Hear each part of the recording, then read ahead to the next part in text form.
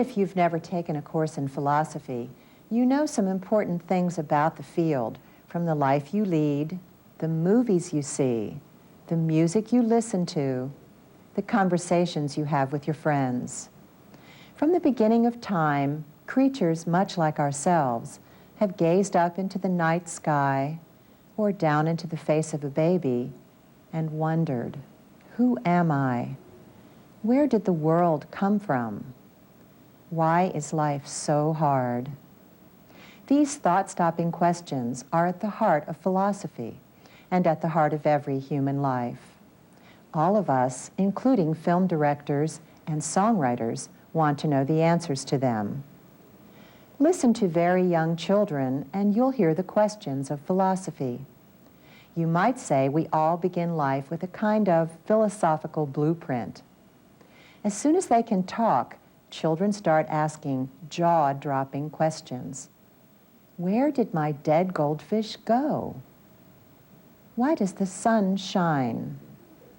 How big is the sky? Where was I before I was born? Often they assume adults know the answers but are keeping them secret. Eventually they realize all of us are more or less in the dark together. This is when the questions tend to go underground. We stop asking them out loud, but we don't stop wondering about them. We can turn the volume down for a while by becoming very busy, by filling our minds with a constant stream of TV and music. But sooner or later, these questions come surging back at full blast. Listen to poet Anne Dar's reflections on how the big questions of life and death recur, as she recalls 2 brushes with death when she was a service pilot during World War II. Transformed. Twice on the reasonable side of dead, I tried to recoup what the wise men said, tried to recover the reason why we're set on the earth to live and die. Twice on the reasoning side of gone, I tried to recall what was going on when spinning began in this holy place, how we came to be anchored in this Lent space. Twice in moments en route to dying, I'd been too close, alone and flying. I expected bells. It was banshees crying. But twice in moments of dreadful peace, I knew the power of sheer release. The answer was there within my eye. I forgot it all when I didn't die. Ecstatic experiences like these can be both exhilarating and frightening. Even after we've been transformed, it may be inevitable that we fall back into the predictable security of everyday life. However, when someone we love doesn't love us back, or moves away, or dies, when we get sick, or lose a job, or a friend disappoints us, the big questions of life return, more insistent than ever. Who am I? What am I doing here? Is anyone in charge? Is this all there is? These are the questions of philosophy, literally the love of wisdom. And philosophers can help us think about how to answer these apparent riddles in a systematic way.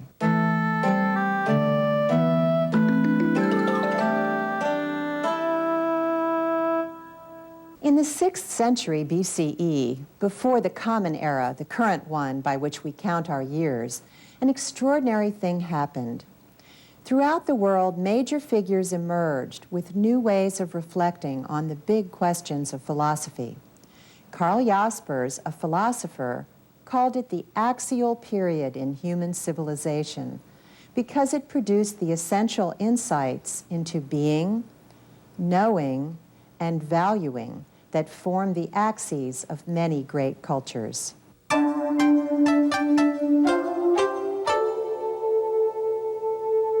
In China, the Taoist master Lao Tzu prepared to leave the city in disgust for a life of solitude as a hermit. At the gate, so the legend goes, he was persuaded by the gatekeeper to write his wisdom down for the benefit of those who remained in the city. The result is the 81 mini-chapters of the Chinese classic Tao Te Ching, the book of the virtue or the power of the way. In Taoist thought, if we want to know what's real and be clear about how to live our lives, we should study nature. The same elements we find there, earth, metal or air, water, wood, and fire, make up our own beings. Nature accomplishes its tasks with ease while we struggle and waste our energy. Acupuncture is a form of Chinese medicine based on Taoist principles that works toward balancing energy. As Diane Connolly explains, its goal is to restore harmony and to support the energy of life, however it shows up, even when it shows up as death. In this medicine, the question is never, what's wrong, how can we fix it? Because from the point of view of this work, it's like we're already home, nothing's missing. We don't have to go someplace to find you, here you are. And so the question is, how do we bring that forth? How do we generate that? How do we call to that so that the aliveness of us and the art of being alive is more and more what we're learning? It's not so much about getting rid of symptoms, it's about learning the art of being alive and learning the art of suffering. I mean, suffering essentially is what we have to be about. We have circumstances that we have to deal with and dance with, all of us. And so how do we do that with as much grace and ease and elegance as we can, with as much peacefulness as we can, without adding extra suffering, unnecessary suffering? And how do we learn the art of dying? I mean, you could say that in the friendships that we are in life with one another, and in this work, the patient and the practitioner, it's more like offerings. You know, I bring to another what offerings I have, they bring the offerings they have, and together we dance. And so it's a kind of, you could say, a friendship in the old sense of the word philia, that in each other's presence we come to know some of the wonder of life, some of the beauty of life, some of the joy in a way we might not have known it. And so we're calling to each other, and part of that calling is to be friends for each other's death, as well as each other's life.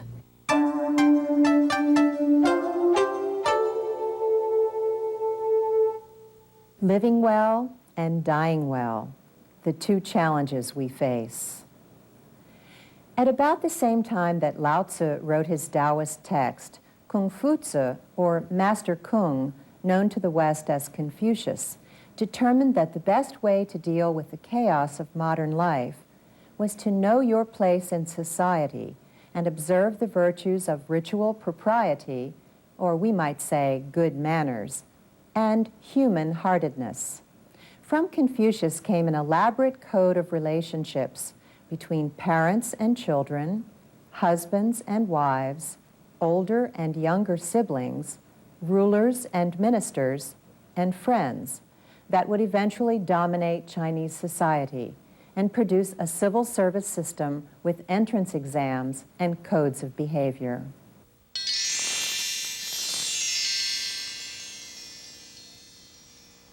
And in India, a handsome prince left the palace of his parents, where he'd spent his early life in luxury, walked away from his beautiful young wife and baby son to find the answers to life's big questions. Known to the world as the Buddha, Siddhartha Gautama transformed religious life for many in India, although Buddhism's big successes came in China and later in Southeast Asia, Korea, and Japan. As Rich Walter, an American Zen Buddhist, explains, the Buddha summed up the experience of life in what his followers came to call the Four Noble Truths. The first noble truth, of course, is life is tough. I mean, how can you life is tough. How can you quarrel with that? Of course it is. There are things that happen that shouldn't happen, and so on. And Buddha knew this, okay? Life is tough, so he said, okay, I admit life is tough.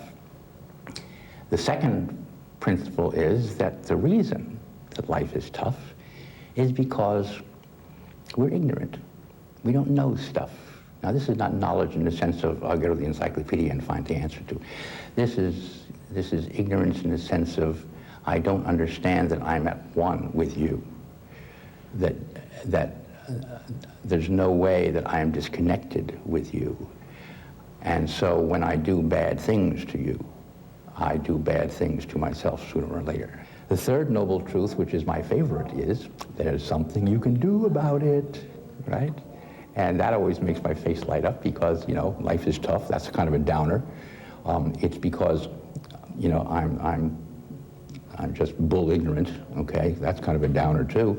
But now when the third noble truth comes along and he says there's something you can do about it, well, okay, you know, all's well. Snails on the thorn, all's well with the world. And the fourth noble truth is that what you do about it is the eightfold path, which I'm not going to go into now because it's kind of a technical thing. But it's just it's kind of like an 8-step method, like a 12-step method. 25 centuries ago, someone understood our basic oneness and gave us a method for curing our ignorance. All is change, and yet, underlying change, all is one. Some sense of this ceaseless transformation of life is revealed in an ancient Japanese poetry exercise explained by U.S. Poet Laureate Robert Hass. Haiku, as Americans understand it, little 3-line or 17-syllable poem, 575, didn't really exist in Japan as an independent entity until the beginning of the 20th century. That little verse in the 17th century was called a haku, and it meant roughly a starting verse. There was a practice. It began in the courts, and it's very Japanese. It began really centuries earlier, in which they would take the typical 5-line poem, and they'd improvise it in a call and response form. As if I wrote, we're sitting in the studio under the television lights. It's an October afternoon outside. Those 3 lines, you had to write 2 more lines to finish the poem. As the form developed, suppose your next 2 lines were,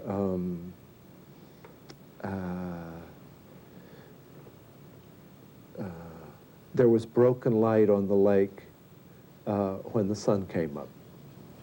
So it would go, we're sitting in a television studio under the lights. Outside, it's a late March afternoon. There was broken light on the lake when the sun came up.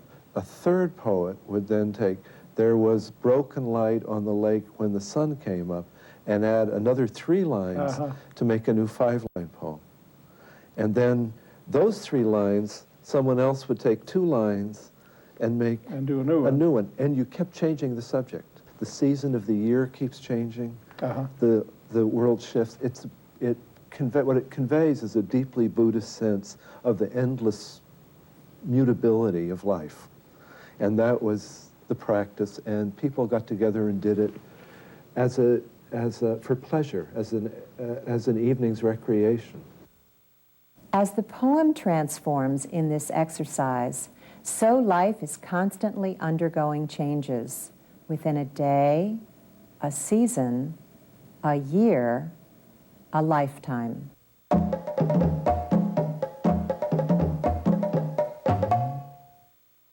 The high culture of Egypt gives us insight into Africa's contribution to the axial age. Already an ancient civilization, when the Greeks began asking the big questions, Egypt was obsessed with the afterlife, erecting pyramids to house the mummified bodies of the godlike pharaohs, and producing the Book of the Dead, an elaborate speculation on what awaits us beyond the grave. In Africa today, even with the influence of Western technology and religion, there's more likely to be an assumption that the community, rather than the individual, is the vital context for a healthy society, as well as a healthy individual. In the words of a well-known proverb, it takes a whole village to raise a child. The most valuable kind of knowing may be intuitive rather than logical, and destroying a person's inner harmony or disrupting a person's joy in life may be judged to be as self-evidently wrong as destroying someone's property is seen to be in the West.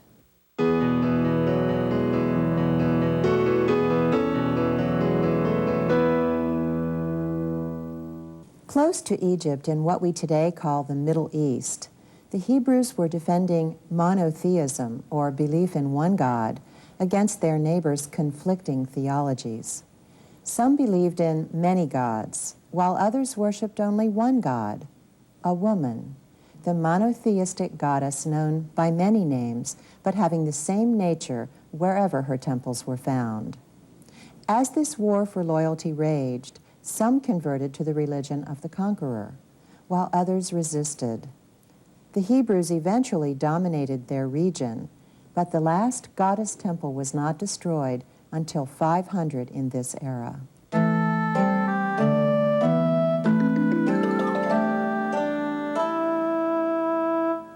In the Americas, people who spoke hundreds of languages tended to see nature as holy, and to remember a golden age when humans and animals lived and spoke together, learning each other's wisdom. Perhaps they crossed a now submerged land bridge from Siberia to Alaska, as many archaeologists believe.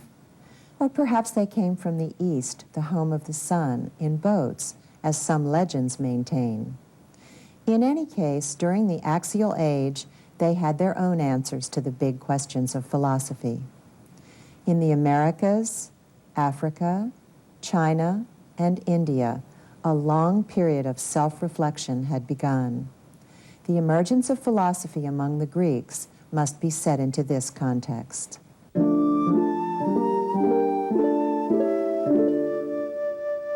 In the Western world, our heritage from the Greeks has tended to make us value objectivity over subjectivity, reason over emotion, and at least in the modern world, the rights of the individual over the needs of the community. It's helpful to keep in mind from the start that much of the rest of the world begins with different assumptions. The Greeks asked their questions in a peculiarly Greek way and answered them in forms that have influenced the culture and beliefs of the West ever since. But they were not the first to do philosophy, nor were they alone in their speculations. Much of what we learn in this series will take the Greek worldview as a starting point, but some will not. And it's important that from the start we recognize the Greeks as fellow travelers with their neighbors in Asia, Africa, and the Americas.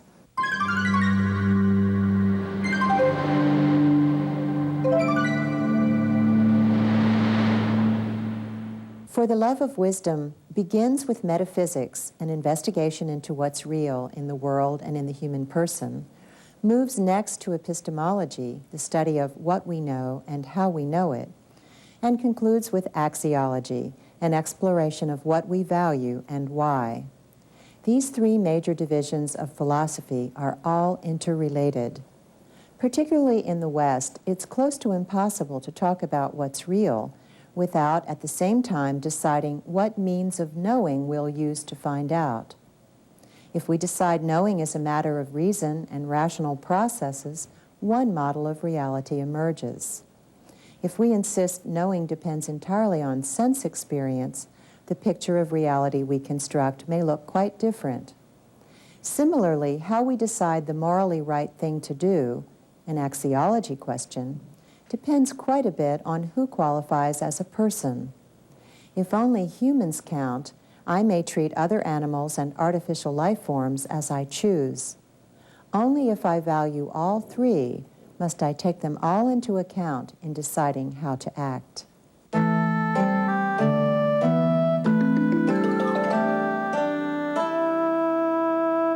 Although different cultures ask and answer the basic questions of philosophy in culturally specific ways, the concerns of people around the world and across the centuries are often remarkably similar, and the images they use tend to be more alike than different.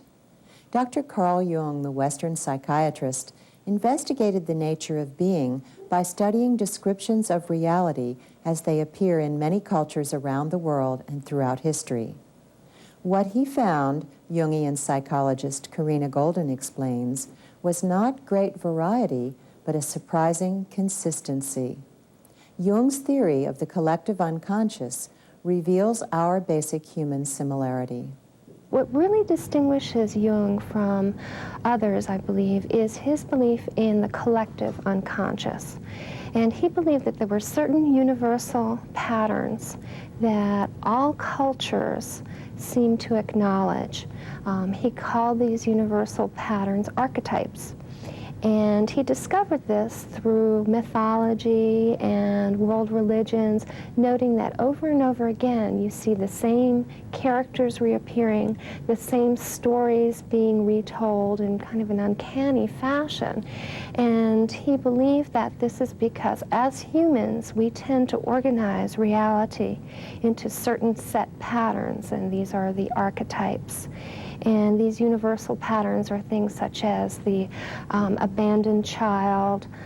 We see this in fairy tales with the Wicked Witch, the fairy godmother, the hero who goes off on a journey to conquer dragons or to, rescue a princess. And these are universal patterns that we see throughout fairy tales, throughout mythology.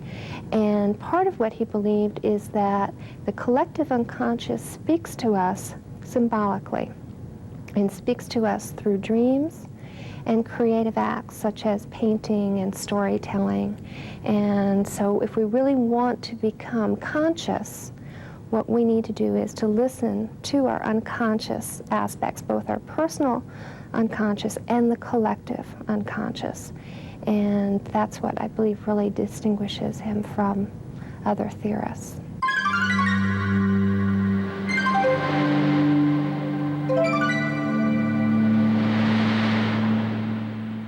Tapping into the collective unconscious can help us understand our human nature.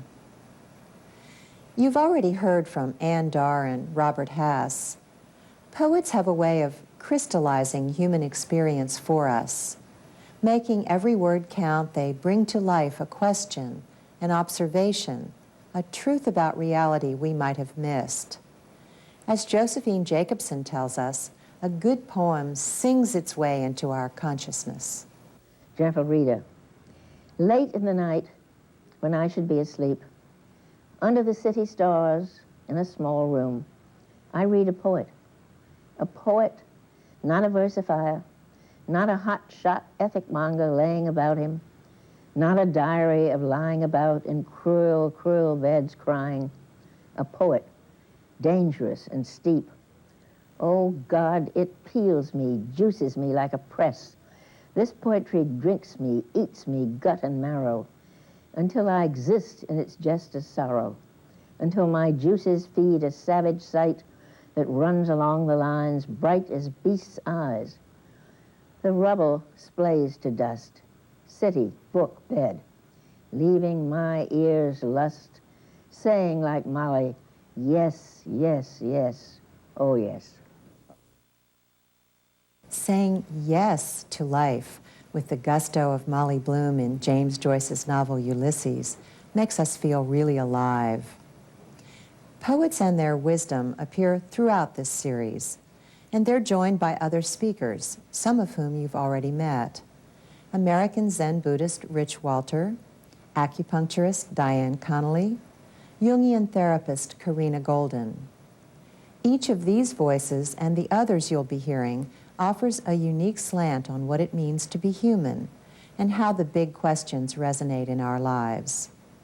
We'll be doing thought experiments and working our way through formal logic using the content of future lessons. As we move from culture to culture, these symbols will help us make smooth transitions. Watch for each of them and their accompanying music as we follow the trail of wisdom around the world.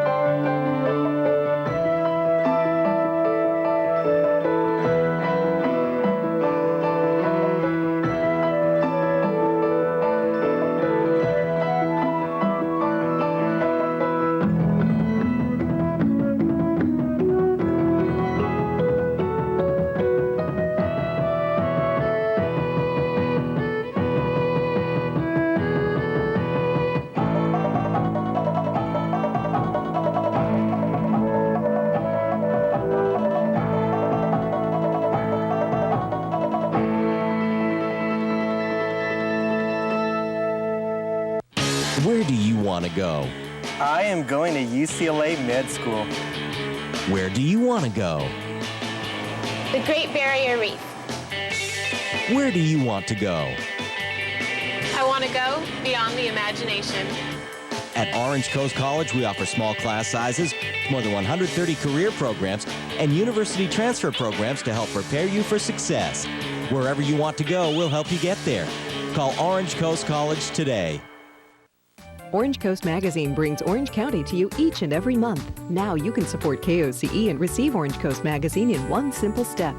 Become a member of KOCE at the $100 level and you'll receive a year's subscription to Orange Coast Magazine. Enjoy 12 issues of this award-winning publication. Call KOCE now at 1-800-278-5050 or visit online at koce.org to become a member. From our studio in Huntington Beach, Real Orange brings you Orange County. From along the coast to our university campuses, to the fashionable fairs and marketplaces, on our congested freeways, or in our open stadiums. Orange County has experienced the highs, the lows, the humorous, and the exhilarating.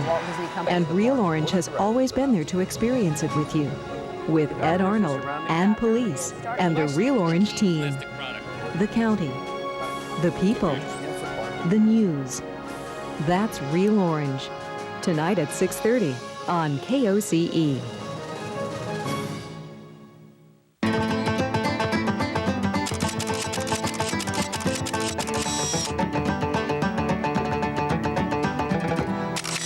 As the 20th century dawned, Orange County had a population of less than 20,000. But it was on the threshold of dramatic new growth. One of the most important catalysts for change was a breakthrough in transportation, the interurban trolley. Trolleys were less expensive to operate than conventional trains, and they were powered by a clean and efficient energy source, electricity.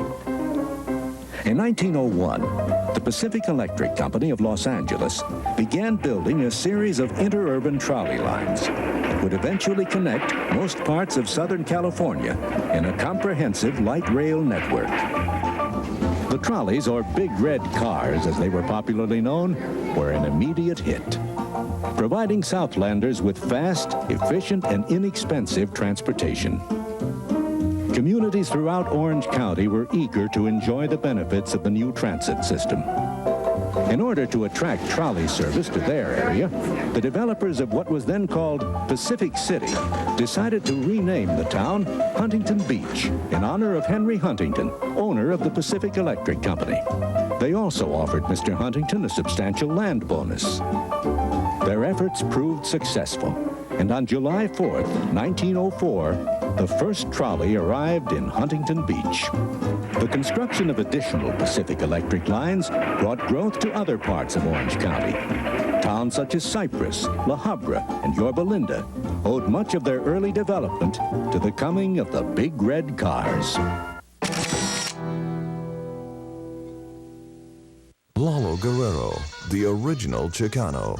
As a composer, musician, political satirist, and performer, Lalo Guerrero has no equal. A deep look into the Mexican-American Chicano experience, as seen through Lalo's songbook. Celebrate life. Be ready to snap your fingers, kick your heels, and tap your feet to the beat of Lalo's songs. Lalo Guerrero, his life, his music, and his art. Tonight at 10 on KOCE. Expand your mind.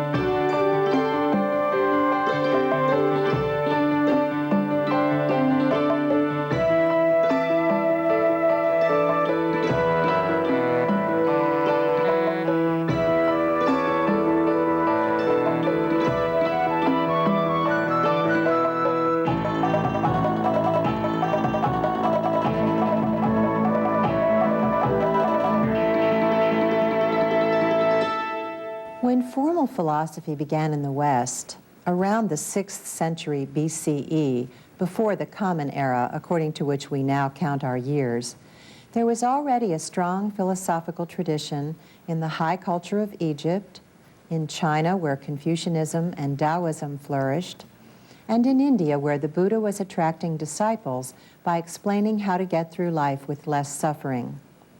Our Western version began when a Greek mathematician, Thales, asked himself, "Where does everything come from?"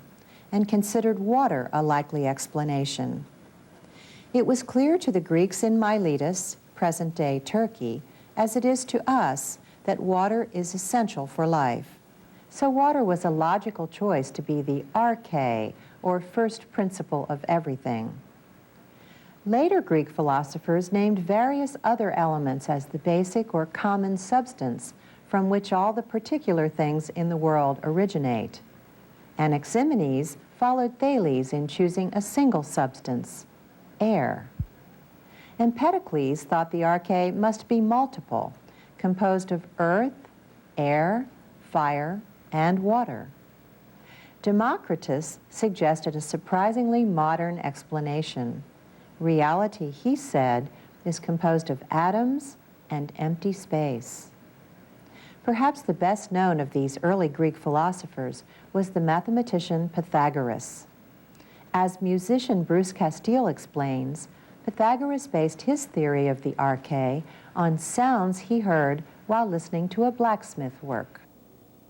Well, the story is he walked past a blacksmith and heard various tones as the anvil hit various horseshoes, and various weights of different anvils hit the same horseshoes. And he started measuring these and found relationships, like a 9-pound hammer gave a certain tone and a 5-pound hammer gave a higher tone, deduced proportions, and then used this to study strings and their vibrations, and found that notes vibrated according to whole number ratios. From this, Pythagoras, in studying music, eventually from horses to string instruments, eventually deduced the general idea that maybe number was involved in a lot more than just sound. And this became the foundation of Pythagorean theories that number rules everything in the universe. Numbers, water, air, atoms. Although they disagreed about which substance or substances form the basis of reality, these early cosmologists, or students of the cosmos, launched the Western world on the search for what lies beyond or beneath the variety in the observable world. This quest for what's really real is called metaphysics.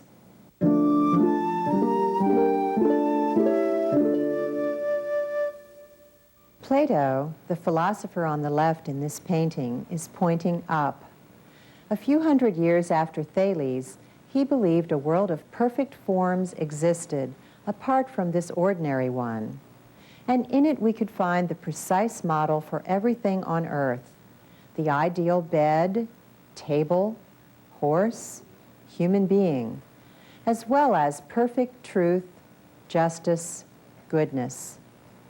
Plato put many of his own thoughts into dialogues featuring his teacher Socrates. In one of them, called Meno, Socrates questions a slave boy who's never studied geometry so skillfully that even without formal education, the boy is able to solve a complex problem.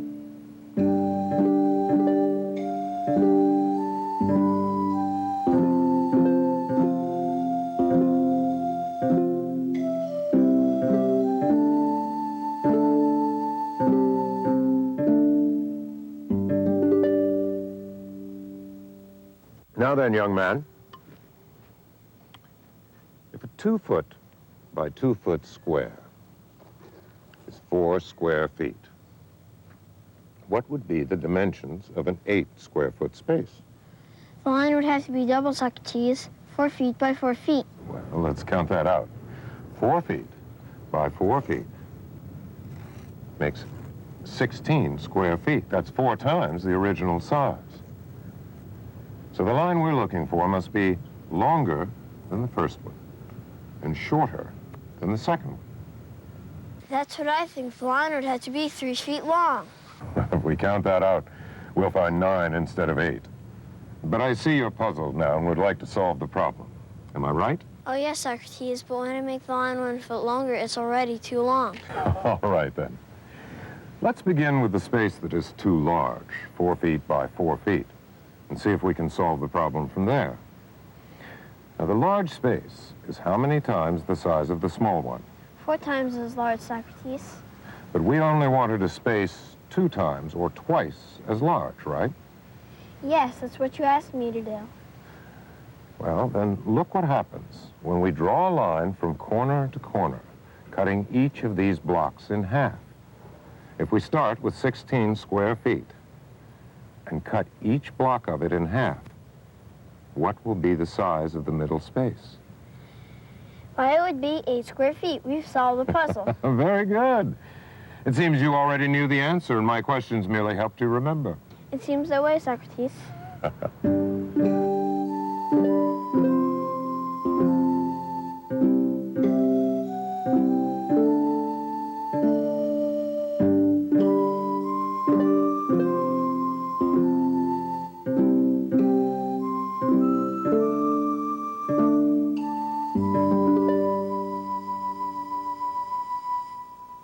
If the boy didn't learn how to do geometry in this life, Socrates suggests, in this method of questioning known as the dialectic, he must be remembering knowledge he brought with him, prior experience in the world of perfect forms. Notice that Socrates does not teach the boy. He only asks the right questions, the ones that allow the boy to remember what he knows but has forgotten. How else, Plato asked, could we explain the ability of an uneducated servant boy to solve a geometric puzzle, except by looking upward with our reason to a world of perfect forms? Aristotle, the other philosopher in this painting, and Plato's student, is pointing down.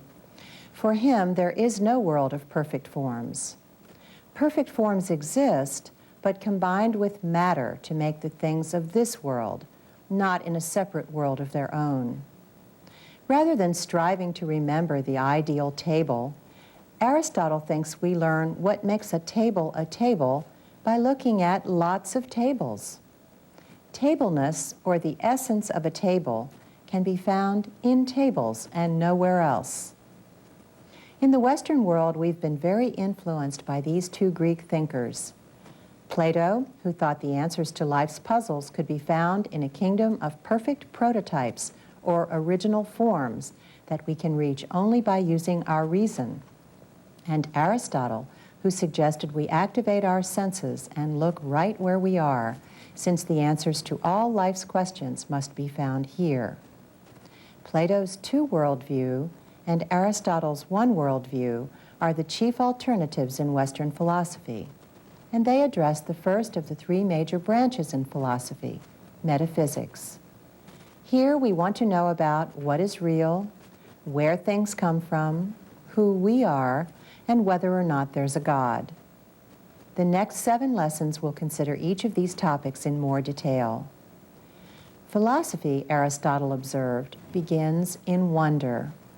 It's possible to live an unreflective life, getting up in the morning, going to work or school, coming home to watch TV and then sleep. But to live on automatic pilot is to miss the best of what being human has to offer. Psychologist Karina Golden helps us understand what Aristotle means, using the metaphor of the underworld to represent the contemplative, creative parts of ourselves. Like Psyche, when we visit the underworld, we must avoid the temptation to give our treasures away too quickly.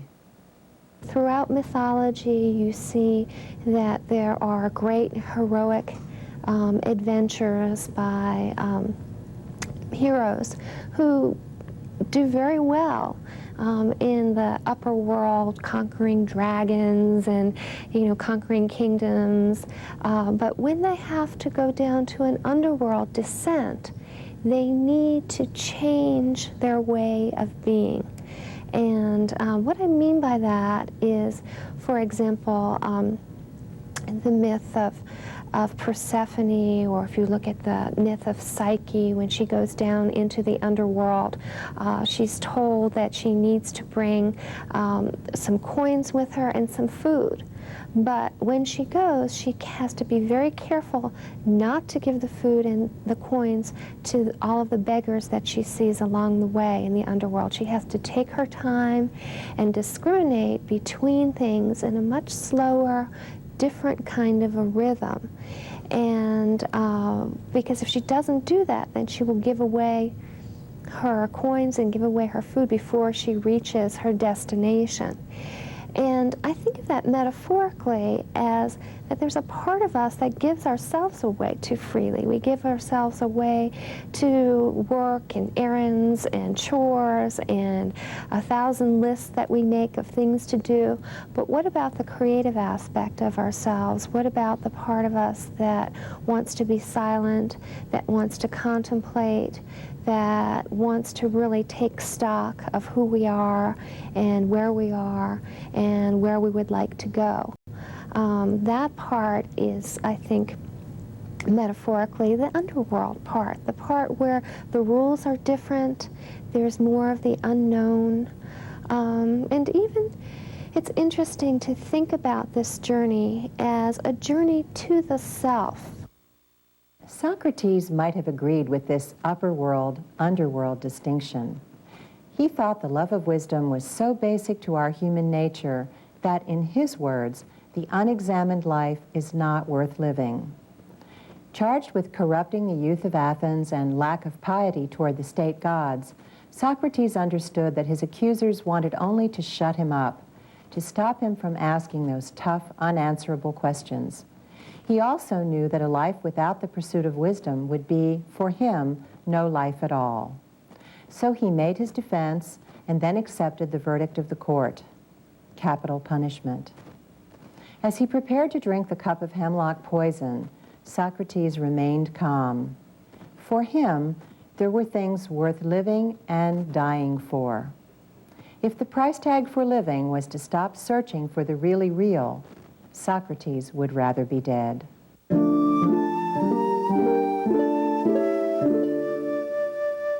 For the Greeks, the ideal in life and art would embody or express harmony. The principle of harmonia can be seen in Greek-inspired temples and buildings, as well as in the Greek concept of an ideal human being. Plato's belief that each of us is composed of 3 elements: a desiring part that wants food, sex, and all the pleasures of life, a spirited part that gives us the courage of our convictions and can lead us to anger as well, and finally, a rational element that allows us to solve problems and separate the really real from the only apparently real.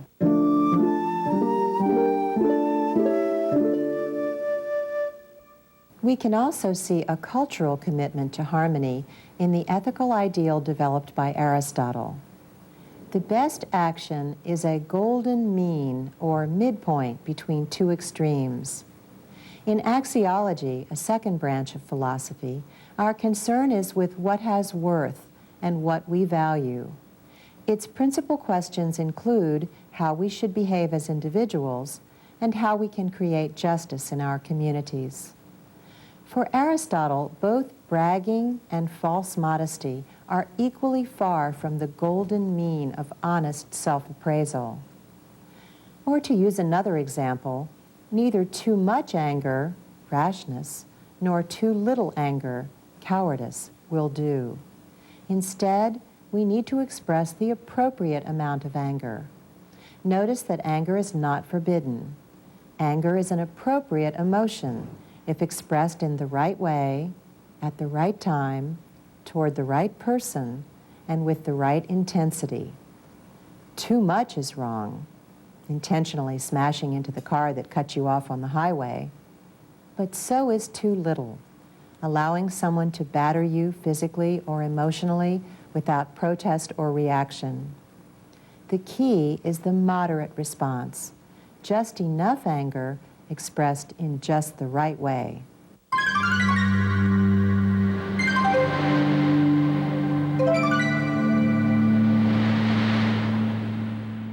Beginning with Thales, Western epistemology or knowledge theory, a third branch of philosophy, has assumed a separation between the knowing subject and the known object. In terms of metaphysics, reality has often been conceived as consisting of discrete or separate individuals, or individual bits of something. We have taken for granted that I'm separate from trees and other animals, as well as from you. In fact, it's my very separation from these others that allows me to know them at all. I can know only what's not me. Knowing the world and knowing ourselves is never an easy task. When the Irish poet Eamon Grennan speaks about his experience of living in two realities, the Irish culture of his birth and the American culture of much of his adulthood, he touches on a common human experience. As he concludes, we tend to remain separate, strangers even to the places we seem to know best. But I would think that what my work deals with is a kind of migratory reality in which I'm accounting for both an Irish experience, which is my past, and an American experience, which is my present, but not self-consciously or not deliberately and not with a kind of purpose, you know? I'd say in some ways I'm a kind of occasional poet in the sense that I write about very, the stimuli tend to be very immediate to me. I take a kind of angular response, if you like, to the Irish context. I've written poems about its landscape, but you do have to look at the poems carefully to see what the fauna and flora are. Yes. Sometimes it'll be writing about a bird, it's a cardinal, and other times it'll be a chaffinch. Yeah, yeah. You know, and I regard my poetry as in some way trying to summarize for myself what it means to be migrant, you know, what it means to be a mover between two spaces. How long have you been in this country? I've been here since the early 60s, since the middle 60s, I guess. Yes. And I've been here fairly constantly since, but I do go home, I still call home over there. Yes. I'm that beautiful thing, a resident alien, which, you know, it seems to belong to the poetic condition. Yeah. We're all resident aliens in our way. Most of us have had the experience of being resident aliens, even in familiar surroundings, and we can readily imagine ourselves inside our own circle, looking out at what we hope to know. Both Buddhism and African philosophy blur the hard Western distinction between subject and object. We might think of interlocking or even overlapping circles labeled knower and known, rather than the two distinct circles that visually represent knowledge theory in the West. Buddhism also insists that knowing reality is a matter of experiencing it, not reading or thinking about it, not studying about it with a teacher. African philosophy has a similar bias toward lived experience and the value of intuition. We'll explore these differences in our next lesson.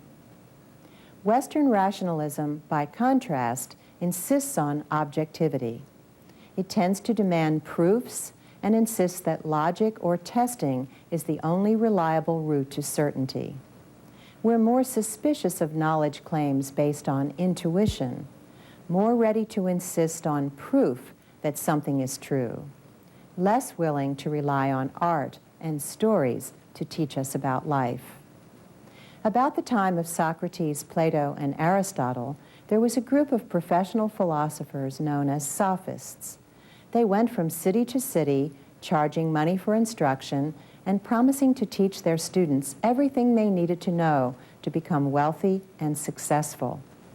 Unlike Socrates, Plato, and Aristotle, who believed in absolute or certain knowledge and taught for the love of wisdom rather than for money, the sophists believed there were no absolutes. Noticing that different cultures did the same things in different ways, and each believed their way to be the only way or the best way, sophists observed that opposite conclusions can often be supported, and there's no way of knowing which of them is correct. This being the case, they decided, we shouldn't waste our time pursuing absolute truth. Instead, we should figure out how to get rich and be happy. Plato felt the relativism they introduced destroyed the integrity of the city of Athens and caused the death of his beloved teacher Socrates. But they were certainly popular, and many people paid large sums of money to learn what they had to teach. Often they posed riddles like this one. If I write on the board, all statements are false, is this a false or a true statement? It seems that both conclusions could be supported. Does this mean that no certain knowledge is possible? In the Western world, we enjoy playing mental games, exploring where reason can take us in a purely abstract way. We're also acutely aware that, although we may live together in human society, each of us is a separate being with rights others may not violate. Our heroes tend to be strong individuals who act alone, often against opposition, to accomplish brave deeds. Depending on others is sometimes seen as a sign of weakness. We get uneasy with a too communal sense of who we are.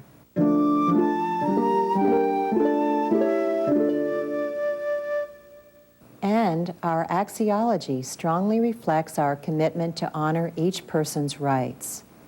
Respect for private property, not concern for the common good, lies at the heart of the Western legal system.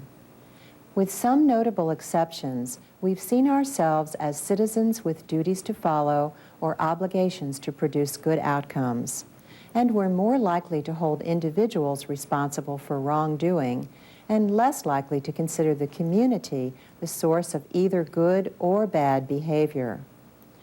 Although harmony was an ideal for the Greeks, we in the modern world tend to think more in terms of competing rights, yours versus mine.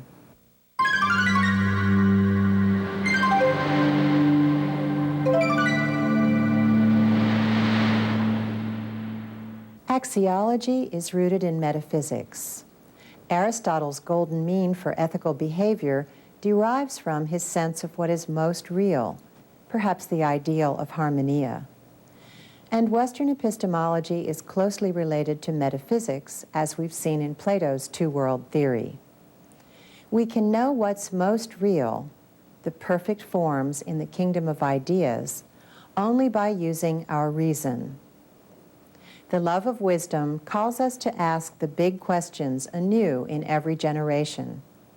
As Josephine Jacobson observes in her poem, Softly, the earth beneath us is filled with the buried worlds of people much like ourselves, who have asked themselves the same questions that puzzle us. Softly. Wherever we walk over the silent, cities we know or never heard of, whose citizens gave themselves in sleep to dreams not understood, saw how far the stars were, how the moon shrank and went. Dust to dust they coupled, joined dust they found precious, lit fires for cold and dark, lost what they could not keep, walked softly over the dust of their cities, deep below, over the places that were dear to them or bitter, under the pasture, the forest, the ugly street, the museum that houses their artifacts, in respect of that fraternity. Over its numbers, see how few move. There are so few of us living today compared with the millions who have lived and died. In a shrinking world, we're learning that people from other cultures have asked the same questions we have, but sometimes come up with different answers. As life becomes increasingly complex, tapping the world's wisdom seems more and more desirable. With this in mind, our next lesson will take us first to China and then to Africa.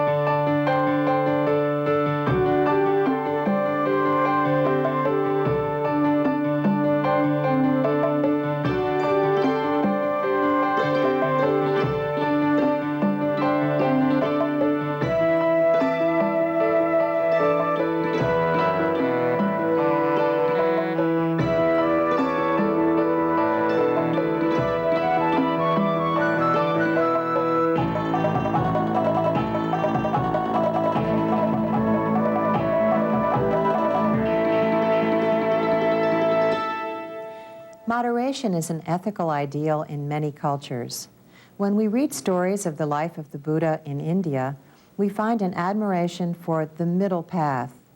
Neither ascetic self-denial nor the pleasures of the flesh could lead the Buddha to enlightenment, to seeing things as they really are.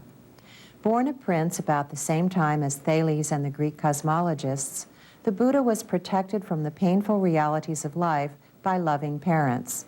When he finally came face to face with sickness, old age, and death, he wondered how anyone could be happy if these are what life has in store for us. Zen Buddhist Rich Walter gives us a modern version of how this might have happened. He hopped in the Bentley and the chauffeur, and he went and rode around, let's say, New York. Well, he left Tudor City and he got into the South Bronx.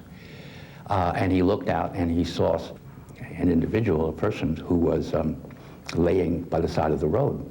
Now, he had never seen anything like this before, living always in Tudor City. He asked his chauffeur, "What's that?" And his chauffeur said, "Well, that's someone who is sick, diseased, ill," and is shocked. Siddhartha, he had never seen anything like this before. So he came back home and he thought about it, and next day perhaps hopped into Bentley again, chauffeur's chauffeuring him around. Of course, in the myth, he's in a chariot and he's being driven around with horses, but and this time he looks off to the side and he sees a very, very aged person. He'd never seen an old person before. So he asked his chauffeur, he said, "What's that?" And his chauffeur says, "Well, that's a person who's very old." And just as the chauffeur had said about the sick person, he said to Siddhartha, "That's a sick person, and you will become, sooner or later, like that person." And the chauffeur again said about the old person, he said, "That's an aged old person, and sooner or later, you and I will become like that." Well, Siddhartha, who had always been wrapped in cotton wool, so to speak, this was really getting to him. So back home he went and he thought about that. Following day, hops into Bentley again. Of course, right about now, this time, if I were he, I wouldn't have gone out into Bentley anymore, but he did. And he goes along, and there he sees a corpse rotting with maggots on it, and really dreadful. And he's never seen one before. So he says to his chauffeur, "What's that?" And his chauffeur says, "That's a corpse, that's a dead person, and that's the way you and I will be eventually." Well, that did it. And Siddhartha, when he got back home, decided that he was going to have to do something about age and about illness and about death. He began by joining a group of wandering monks, but fasting until he could feel his backbone by pressing his stomach did not bring Siddhartha Gautama happiness. Neither had his early life of indulgence and pleasure. The path he walked and the one he urged others to follow was a middle one between two extremes, a path of moderation that Buddhists call the middle way.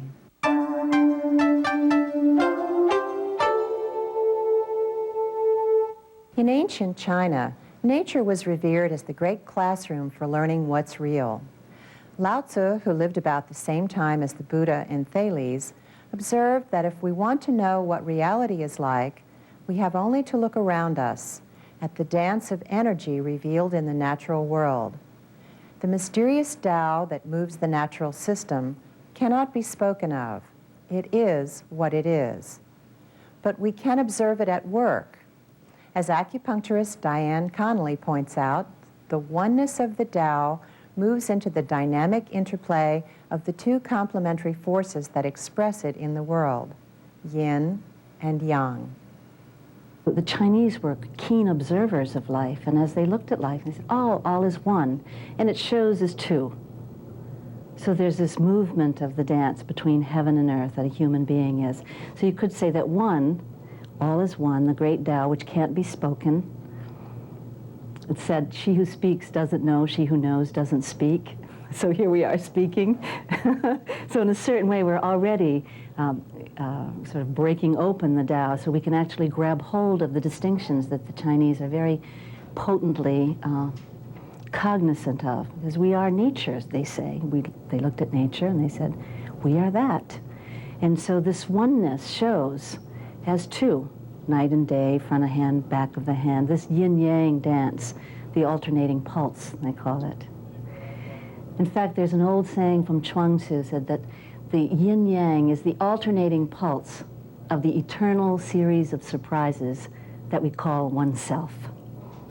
And so this movement of one showing forth as two, then actually the movement from two to three, so the movement from one to two, the heaven and the earth, into three, and the three is the number that the Chinese use to mean the movement of life itself, because life is movement. Without movement, there isn't any life. And so the Chinese character for qi, which is the number three, qi means that without which we're dead. It's the life force, to simply put, that without which we're dead. And so this qi is that movement. So from one to two, in this movement between heaven and earth, moves then into this place of three. And the old Chinese character shows this pot of rice. And it's got the lid on the pot, and there's a fire underneath, and the rice is cooking. And so the lid is going up and down, and up and down. And that's the actual representation of life as movement. If we think of reality as the energy of the life force in continuous movement, we get a very different image from the traditional Western one of solid matter and immaterial mind. If qi keeps nature moving and keeps us moving too, then it accounts for ease as well as dis-ease. Nature will always function at peak efficiency. We humans, on the other hand, can either enhance or deplete the qi we're born with. Acupuncturist and Tai Chi teacher Edna Brandt explains, it helps to cultivate your qi. Well, if you're a gardener and you're trying to grow some azaleas, and if you just put them in, they'll grow. You know, if you put them in the ground, they'll grow more or less. But if you really want good azaleas, prize azaleas, you have to do something to them. You have to cultivate them. You have to put them in the right place with the right amount of sun or shade. You have to maybe put some cottonseed meal on them. You have to get the right amount of water, right amount of sun. And you know, people aren't really that much different. We have qi, energy in us, and in order to be the best people we can be, we have to cultivate our qi. We're not that much different than plants. And the qi that we have in us, strictly speaking, qi is everything, okay? And it's divided up into the more material qi that you can touch and feel, like our flesh, our fluids. And then there's the less material qi that's in us, like our emotions, our spirit, like the energy that flows in the meridians. And all of that qi needs to be cultivated. And the way you cultivate it is by having a good lifestyle, by taking care of how you eat, taking care of your rest, taking care of your emotions, keeping them balanced, keeping your mind balanced, looking after your spiritual development. All of those things that have to do with your lifestyle is the way that you cultivate qi. And the Chinese system has a real special way to cultivate qi, and that's through a certain kind of exercise, through qigong or tai chi, and those kinds of exercises. And they're very special because they cultivate the deepest part of our qi that's called our essence. That's the qi that we are born with. That's our core energy. Learning to value and protect our qi is vital, because without it, we die.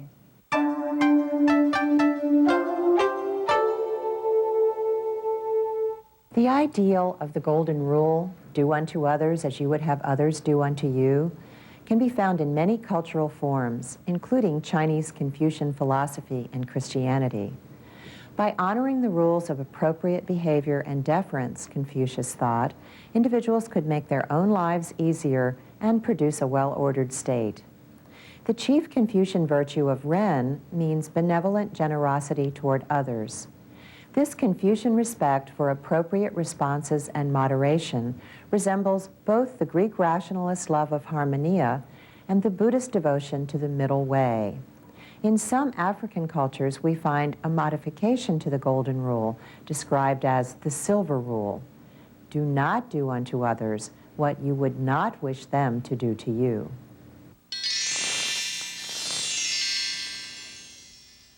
Notice that in these last examples, we're asked to put ourselves in someone else's position and imagine how that other person would like to be treated or not treated. Axiology has its roots in metaphysics. What we think is real will determine what we value. If the human person has value, it's because we see him or her as embodying reality, as being really real. If we want to know how to behave ethically and make good moral choices, we must first decide what we think is real and then determine how to honor that. Often a clue to what we value can be found in what we most fear to lose. In his poem Endangered Species, Irish poet Eamon Grennan pictures his children as creatures half flesh, half fire, and he uses the intensity of language to will them safe and not endangered. Endangered Species. Out the living room window, I see the two older children burning household trash under the ash tree in wind and rain. They move in slow motion about the flames, heads bowed in concentration, as they feed each fresh piece in, hair blown wild across their faces, the fire wavering in tongues before them, so they seem creatures half flame, half flesh, wholly separate from me. All of a sudden, the baby breaks slowly down through the flexed branches of the ash in a blaze of blood and green leaves, an amniotic drench, a gleaming liver-purple slop of ripe placenta, head first and wailing to be amongst us. Boy and girl look up in silence and hold gravely out flame-feathered arms to catch her, who lands on her back in their linked and ashen hands. Later, when I take her in my arms for a walk to that turn in the high road where the sea always startles, I can see how at intervals she's thunderstruck by a scalloped green leaf, a shivering jig of grass heads, or the speckled bee who pushes himself among the purple and scarlet parts of a fuchsia bell, and her eyes are on fire.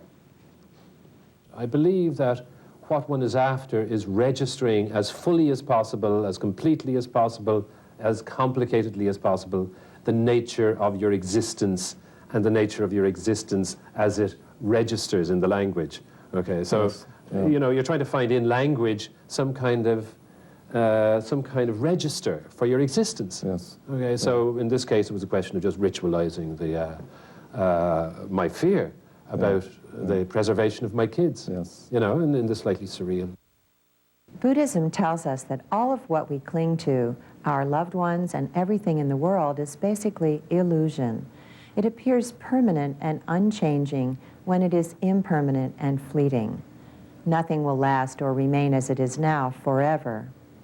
Seeing reality as it actually is, not as we might wish it or imagine it to be, represents our task in life. If we recognize the reality of change and the oneness of all that is, we will know how to act, and we will have no need to be reborn because we will have learned what this life has to teach us. If all is one, whatever I do to anyone, I do to myself. This can generate great compassion, and it can also give us insight into Buddhist epistemology or knowledge theory. Getting to know reality in Buddhism is not a matter of using your reason. It's a process of experiencing life or reality as it is, and meditation might be a more effective path than thinking. What we'd all like is to avoid the three things the Buddha met outside his palace: sickness, old age, and death. We'd like to remain at some ideal point in life, mature but not too old, healthy and in our prime. And we'd like everyone we love to stay exactly as they are, not to grow older and possibly apart from us, and certainly not to die. To wish things as they are not and cannot be causes suffering. People we love stop loving us. Children grow up and away from their parents. Eamon Grennan shows a Buddhist wisdom as he explains the necessity of accepting this often painful change in his poem, Station. We're saying goodbye on the platform. In silence, the huge train waits, crowding the station with aftermath and longing and all we've never said to one another. He shoulders his black bag and shifts from foot to foot, restless to be off, his eyes wandering over tinted windows where he'd sit, staring out at the Hudson's platinum dazzle. I want to tell him he's entering into the light of the world, but it feels like a long tunnel as he leaves one home, one parent for another. And we both know it won't ever be the same again. What is the air at, heaping between us, then thinning to nothing? Or those slate-grey birds that croon to themselves in an iron angle, then take flight, inscribing huge loops of effortless grace between this station of shade and the shining water. When our cheeks rest glancing against each other, I can feel mine scratchy with beard and stubble, his not quite smooth as a girl's, harder, a faint fuzz starting. Those silken beginnings I can see when the light is right, his next life in bright first touches. What ails our hearts? Mine aching in vain for the words to make sense of our life together, his fluttering in dread of my finding the words, feathered syllables fidgeting in his throat. In a sudden rush of bodies and announcements out of the air, he says he's got to be going. One quick touch and he's gone. In a minute, the train, ghostly faces behind smoked glass, groans away on wheels and shackles, a slow glide I walk beside, waving at what I can see no longer. Later, on his own in the city, he'll enter the underground and cross the river, going home to his mother's house. I imagine that white face carried along in the dark glass, shining through shadows that fill the window and fall away again before we're even able to name them. The reason life is so difficult for most of us is because we are attached to people and things, and this attachment causes suffering. Love people, the Buddha said, but don't make them responsible for your happiness. The narrator in the poem we've just heard realizes that life is constant change. Knowing this and following what the Buddha called the Noble Eightfold Path, a path of moderation in right living, allows us to be happy, or at least to suffer less. In these four noble truths that form the core of Buddhism, we can see how closely metaphysics, axiology, and epistemology are related. Life is hard. We suffer because we cling to a false version of reality. Seeing reality as it is eases suffering. Following the path of moderation helps us see things as they are.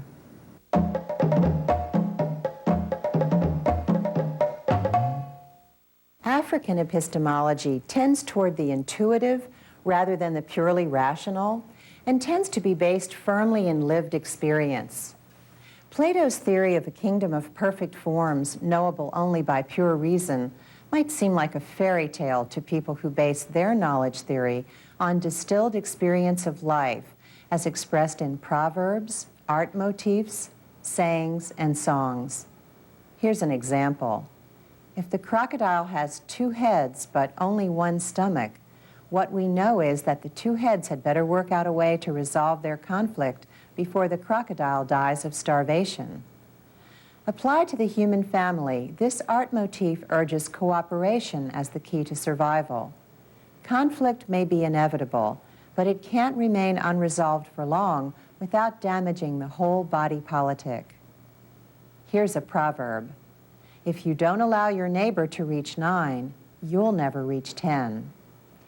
As this golden rule, silver rule variation implies, how you treat your neighbor affects not only your neighbor's prospects, but your own as well. We're all in this together, more than we may realize or even prefer, and our destinies are intertwined.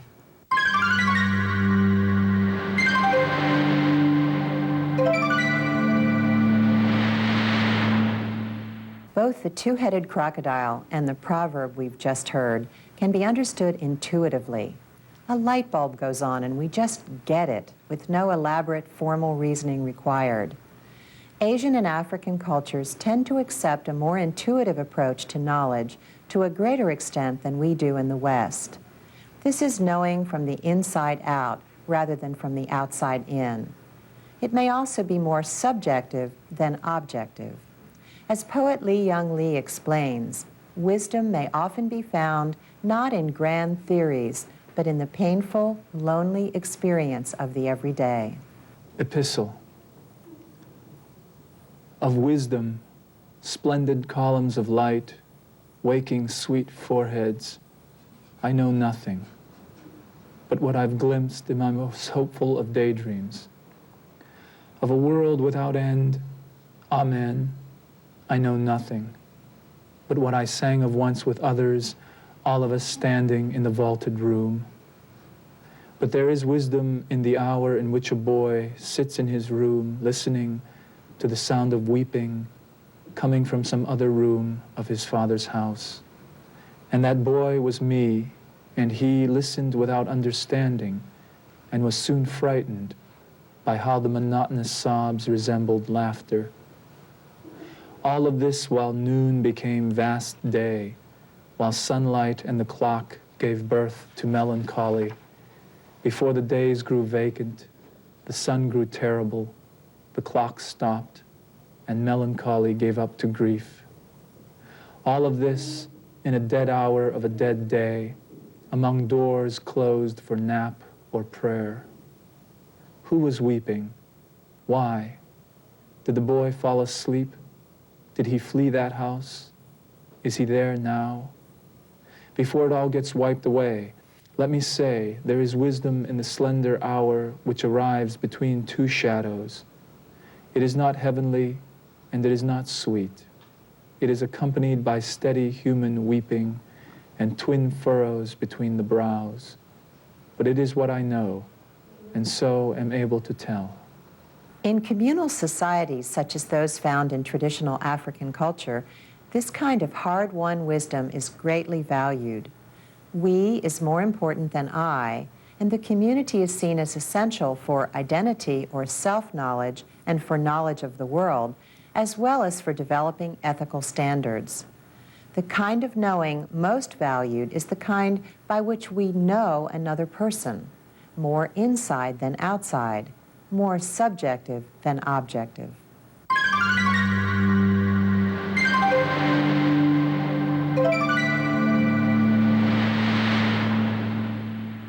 In these first 3 lessons, we've had a brief overview of our common human search for insight into the great mysteries of life. Metaphysics asks, what is real? Who am I? Is there a God? Epistemology wonders, how do we know what we think we know? And axiology considers, what has worth? What do we value? These questions exist in every human society. What we've also seen, however, are the cultural variations that put different spins on the big questions as they're asked and answered around the world. Most traditions agree that however we define the term, spirituality is a part of life.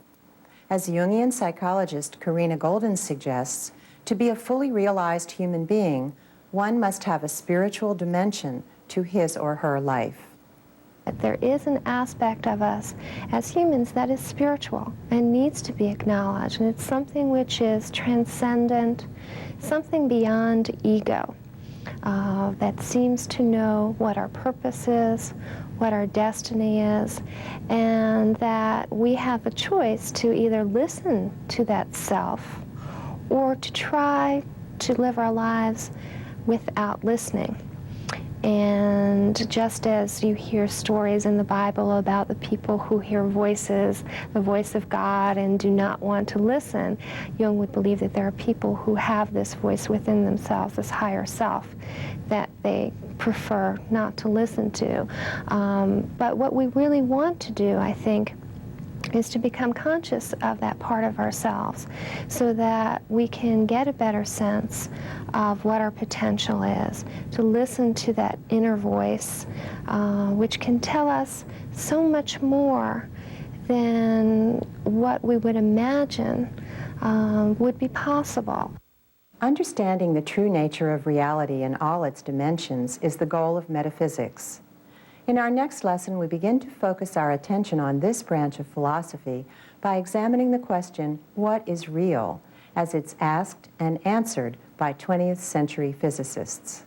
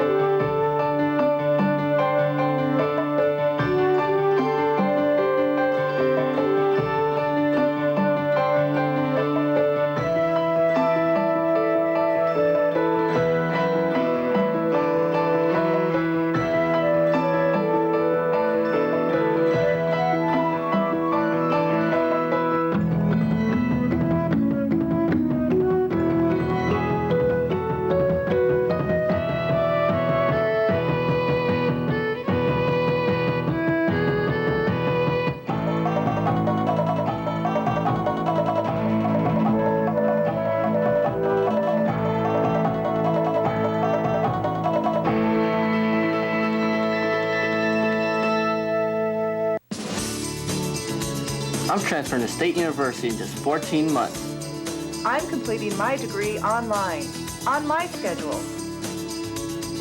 I'm completing my degree halfway around the world. I've always had a love for the arts. Coastline Community College offers something for everyone, from accelerated degree programs to online courses. We have day and evening classes and satellite campuses throughout Orange County. Coastline Community College, accessible anytime, anywhere. Join us on Antiques Roadshow as we continue our visit to Albuquerque, New Mexico. I'm hoping they're worth a lot. Wow. Sounds pretty good. Oh my goodness. It's Antiques Roadshow, right here on this public television station. Tonight at 8 on KOCE. Black leather, brewskis, and blessings. Some might call it an unlikely mix at the renowned watering hole, Cook's Corner in Trabuco Canyon. Thank you, Father. Okay. You're welcome. But the blessing of the bikes makes a whole lot of sense to this motley crew.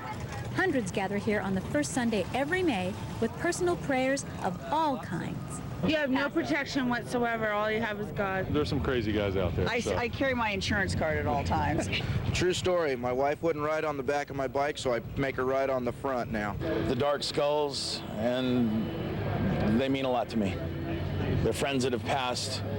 Some folks skip church to count their blessings among the bikers.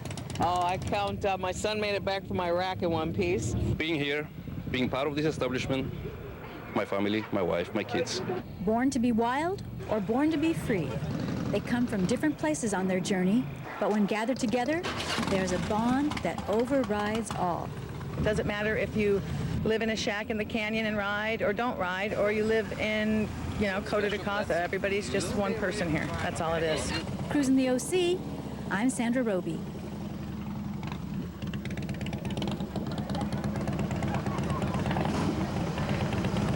Decades ago, they were passionately and very briefly in love. They meet again. Well, you have aged. Who do you think you are, Peter Pan? Are they destined to fall in love again? As time goes by. Friday at 9 on KOCE. Return to 1979. Through the music and magic of ABBA.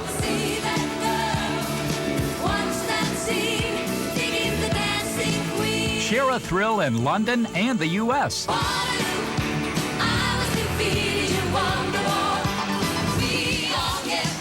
Don't miss ABBA in concert.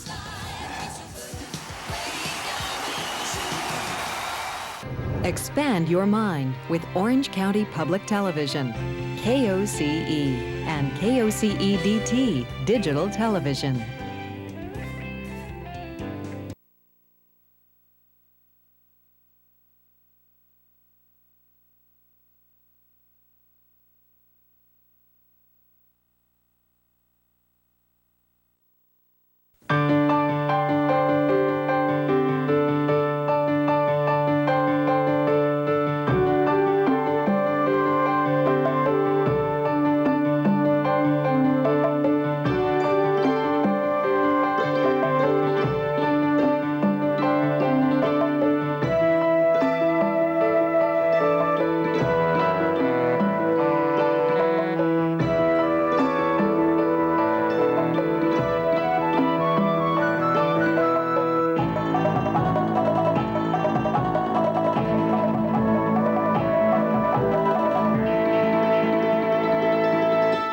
You're sitting in a chair wearing goggles and a glove, but what you seem to be doing is flying through a room, hearing and seeing everything in the environment.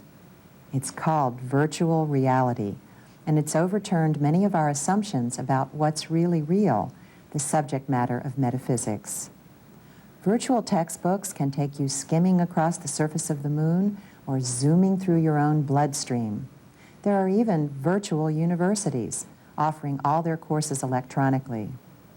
When you're inside the program, experiencing all the sensations of seeing, hearing, touching, tasting, smelling, how is this different from your ordinary experience of reality?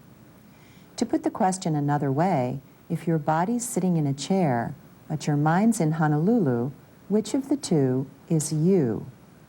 Suppose you could take a vacation via virtual reality, including days on the beach and nights of romantic bliss, and everything felt as real to you as your everyday life.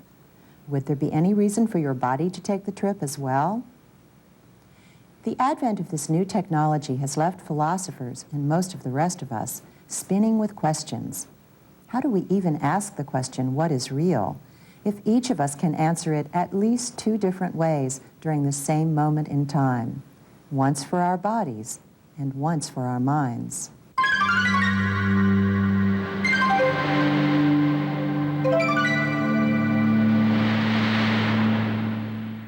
And speaking of time, our notions about it seem to have undergone a similarly dramatic change. Before Einstein, we thought of it as absolute, ticking along at its own fixed and unchanging rate. Now we know it's relative, depending on the point of view of the observer and his or her relationship to the observed. In one of Einstein's own examples, it's theoretically possible for you to board a spaceship and, traveling at a very fast rate of speed, to be gone what seems to you to be 5 years. When you return, however, people on Earth may have aged 50 years, and you could be younger than all your friends. As we speed up, time slows down for us. If we think about the adventures of Dorothy in the novel The Wizard of Oz, we'll have some useful terminology to describe reality. Think of our ordinary, everyday experience of reality as Kansas. The world of the very small and the very fast, smaller than the size of an atom, can be described as Oz. And as Rich Walter explains, the world of the very large and distant, other galaxies, and the vast emptiness of space might be thought of as ooze. Okay, we're in downtown ooze when we're talking about this, and we are no longer in Kansas, Toto. We are out of it. The phenomena that occur, the events that occur on a cosmological scale are entirely different, foreign, and irreconcilable to any experience we have in Kansas, that is, in our normal, everyday life. For instance, if you travel very close to the speed of light on a cosmological level, your clocks slow down. You age more slowly. Your measuring rods change size. The faster you go, the smaller they get. None of this makes any sense when you're talking about our everyday life. When we measure a room or we measure how high somebody is, it doesn't change from one place to another. How tall I am does not depend upon how fast I'm running, or does it? And the answer is, it does. But the difference is so small as to be immeasurable. So what about reality? Now we've examined very superficially 3 kinds. The reality that we come across every day, the reality of miles per hour, of pounds, and so on and so forth, distances which are reasonable, a couple of thousand miles, a few feet. We've called that our everyday common sense. That is, everybody's senses, the senses common to human beings. This is our reality. And then we've examined the realities of the very, very small, the very, very close, the very, very swift. And we've discovered that things happen there, events happen, which have absolutely no possible parallel in our everyday life. The discontinuity, for instance, of time, where time occurs in packets. discontinuity of space, where distance apparently has a smallest unit, the discontinuity of matter, where it apparently occurs in units of quarks. When we go into the very, very large, we find the same kind of difficulty. We find events and phenomena which simply have no possible parallel in our everyday life. This is the bending of space, the unity of space and time, the direction of time, such things as that. So we went originally to physics to answer our question about reality, because physics seemed to be a hard science. It was that diamond hard thing, no nonsense. It talked about things that were common, remember, to sane people, to insane people, to old and young, to rich and poor. I mean, a pound is a pound, electricity is electricity. All these things seem to be fundamental. What we found out by this brief and superficial investigation is that there is no reality in physics. It depends upon what you want to do. If you thought Thales was naive in imagining everything in the world came from water, think about what these theories say about our current understanding of the basis of all reality. Quantum mechanics tells us that in the world of the very small, smaller than the size of an atom, things don't work the same way they do in the larger world we ordinarily experience. The more we know about the position of an electron, the less we can predict its momentum, and the reverse is also true. At the subatomic level, we must speak in terms of probabilities. Matter and energy, instead of being two different things, transmute into each other. This is the meaning of Einstein's famous equation, E equals mc squared.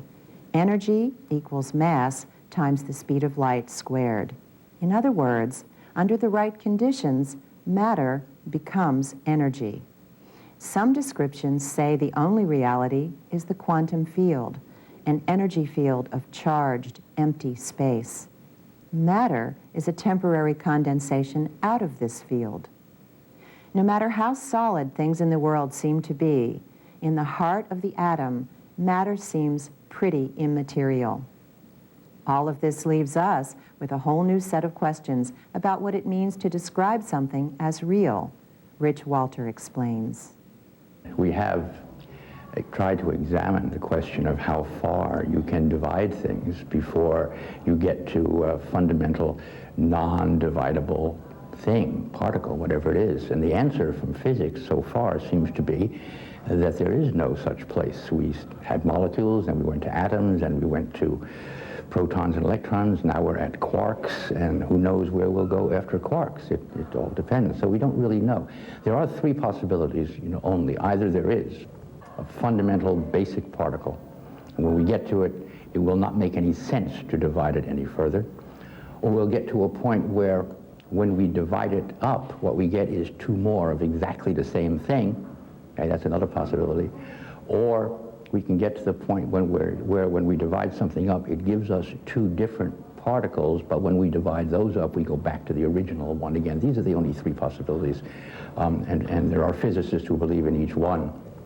But when we're down here, we're really in downtown Oz. Okay, when we're in Quarksville, we're really, here are places where there are distances which are so small that it doesn't make any sense to say that two things are less than that distance apart. There seems to be a minimum distance. There seems to be a minimum time, less than which it doesn't make any sense to say that two events happened at two different times. You could call them chronons and telons if you wished, but they seem, even time and distance seem to be granular, seem to be discontinuous. And this is our inheritance from the Greeks. When we're in Oz or in downtown Ooze, we're not in Kansas anymore.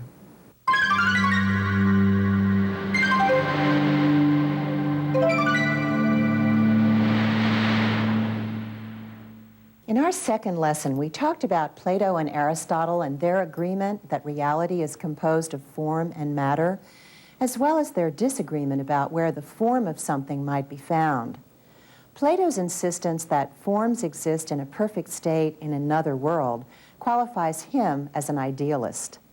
If the idea or form of a chair is more real than this particular imperfect chair I'm sitting on, then reality is best described in terms of ideas.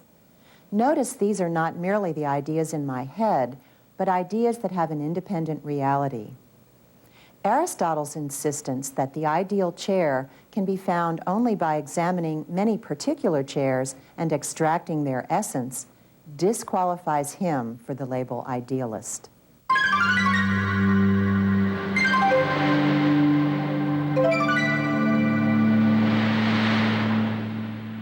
Like some philosophers who came along much later, in 19th century America to be exact, Aristotle has leanings toward pragmatism. For these practical philosophers, it's less important to know reality in some abstract way, and much more important to figure out what works. For modern American philosophers like William James and John Dewey, what's real is what works, what makes a difference, what changes things. Quantum mechanics and astrophysics have adopted a very pragmatic approach to reality.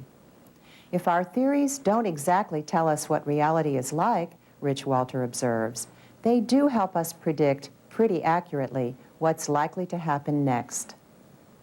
Physicists who hop in their car and drive to work just like you and I do, for whom the classic saying is, light on Monday, Wednesday, Friday is a particle, and on Tuesday, Thursday, and Saturday is a wave, and on Sunday they go to church and don't think about it at all. So is there an ultimate reality? Well, if this has answered that question for you, either yes or no, then you're in better shape than I am, because I don't know the answer to the question. What I do know is that physics, science in general, does not have an answer, nor does science in general and physics in particular even care about the question. Reality for physicists is what works. It's what works, very utilitarian, okay? If you can send a spaceship to the nearest star, Proxima Centauri, and actually get it there and not miss by 11 billion miles, then your reality of space is correct. If you miss it, then it's not. Where are we going to find reality then? Not in science. Not in science. There is no reality in science. There is only relative realities, things which work. There's nothing wrong with that. So if you want to know what reality is, you're going to have to go elsewhere.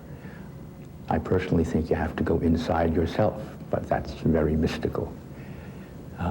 Richard Feynman, my favorite physicist, said one time, don't ask how things can be like this. If you ask how things can be like this, you will go down the drain. You will lose your mind. Nobody knows, he said, how things can be like this.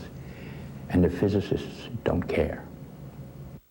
Maybe the most important question is not, what is something really like, but rather, how is this something likely to behave?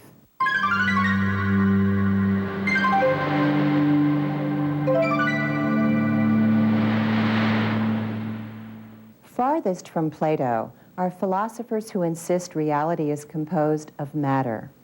Thomas Hobbes in the 17th century, for example, believed everything could be explained by matter in motion. This common sense explanation fit very well with the physics described by Isaac Newton that still applies in the world of the large and slow. Tennis balls, trains, and planets all operate according to laws of motion Newton had described. For Hobbes, it was logical to think of reality in terms of objects composed of mass and affected by inertia, momentum, gravity, and friction. Our present-day scientific understanding, however, makes us wonder just what we mean by materialism when the atom appears to be composed of energy rather than matter. The building blocks of the universe seem to be waves of energy rather than particles of matter. In fact, our ordinary experience of a material world fades as we leave the Earth in an airplane. Once we've taken wing, as pilot Ann Dar explains in her poem, Flying the Zuni Mountains, reality itself seems altered. Flying the Zuni Mountains. Hold death by the heels and tickle his nose with a feather. For the wind is our blood, it will blow itself away. Never a dark red rivulet trickling through the grass beside the bolts and the pressed wood props made in Camden, New Jersey. Let the engine drone a funeral dirge, the sharp staccato when one cylinder plays alone. The quiet, just the wind, no sound when the ribs crumple, like the old tree falling in the forest with no one to hear. For we are not there. We stand and lean on a cloud and call for another beer. This we know. We are the wind. We will come back gently over the lake. We will lash the waves and bend the trees. We will lie side by side on the high mountains, drinking martinis and telling the old jokes over. Never our wings will melt or crumple with heat or hardness. This we know. For the man who draws the blueprints, shapes the wings, threads the bolts, pulls the props, is not our faith. Ours is the wind, and the wind is us, and no one shall bury us ever. We have known space, not surrounded by closets and cabbages cooking. We have whirled rainbows over our heads. We have owned the earth by rising from it. Never again shall we walk with ordinary feet. The wings were shaped from a woman's weeping. No other tears shall fall. We change, and reality changes with us.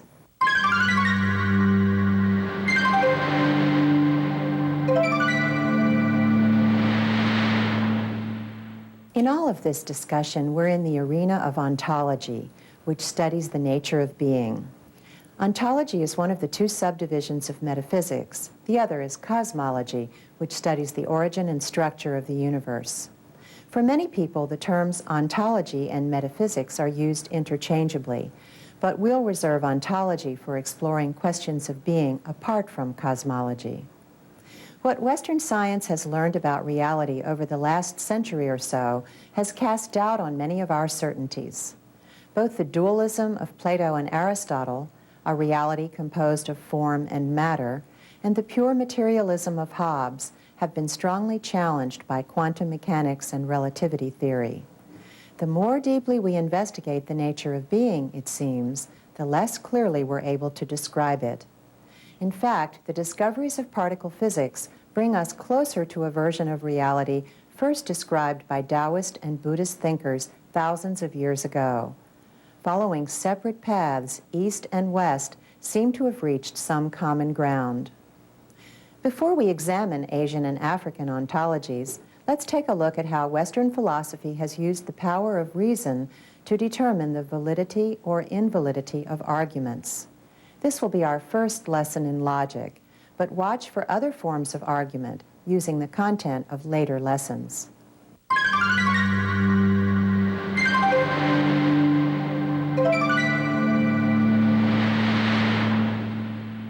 Aristotle developed one of the first of these now classic forms of argument, the categorical syllogism.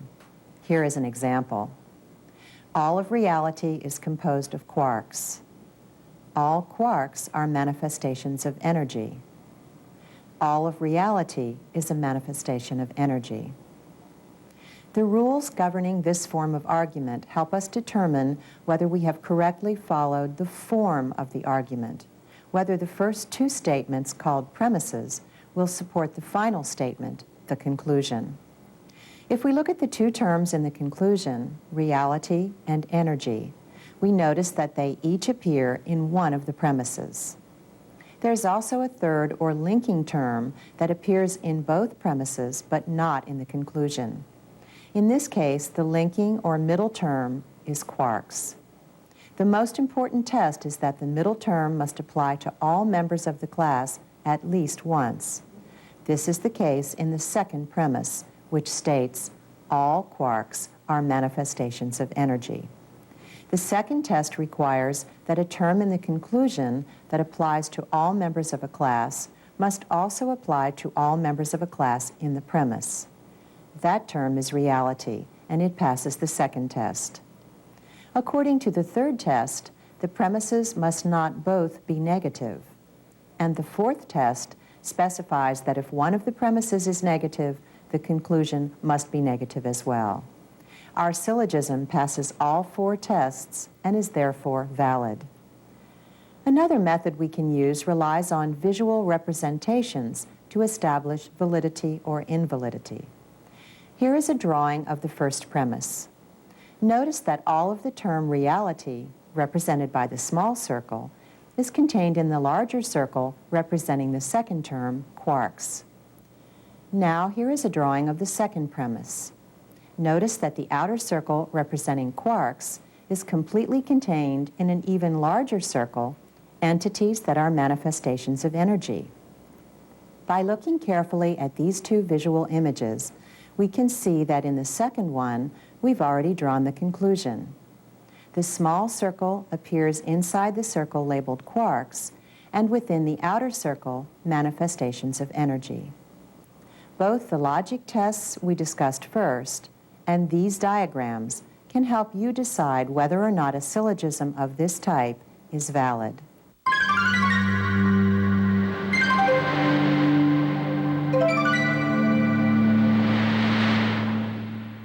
Please note that valid does not mean true. Validity establishes that the form of the argument is correct. If it is true that all reality is composed of quarks, and if it is true that all quarks are manifestations of energy, then it will also be true that all reality is a manifestation of energy.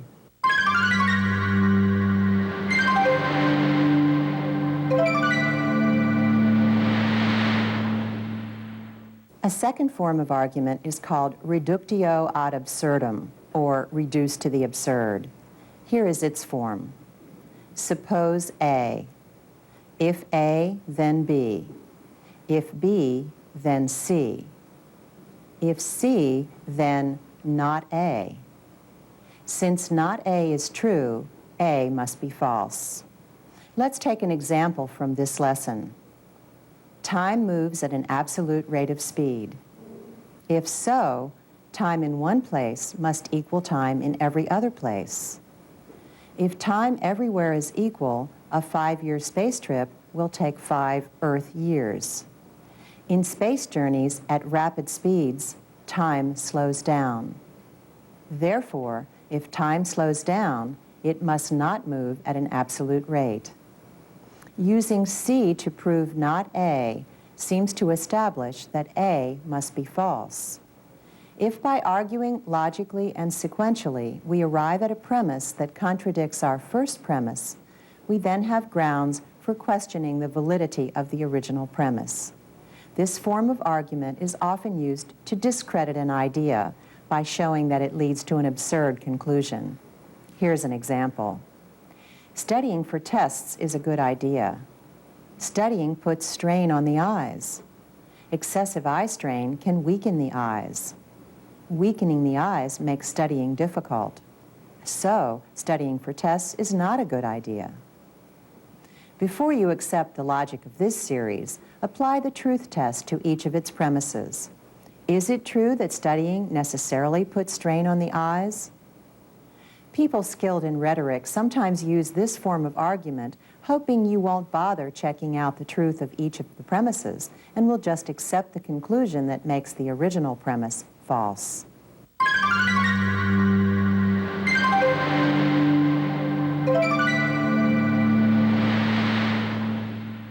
Both the categorical syllogism and reductio ad absurdum assume that reason will teach us all we need to know, and that reason is the most reliable guide to truth.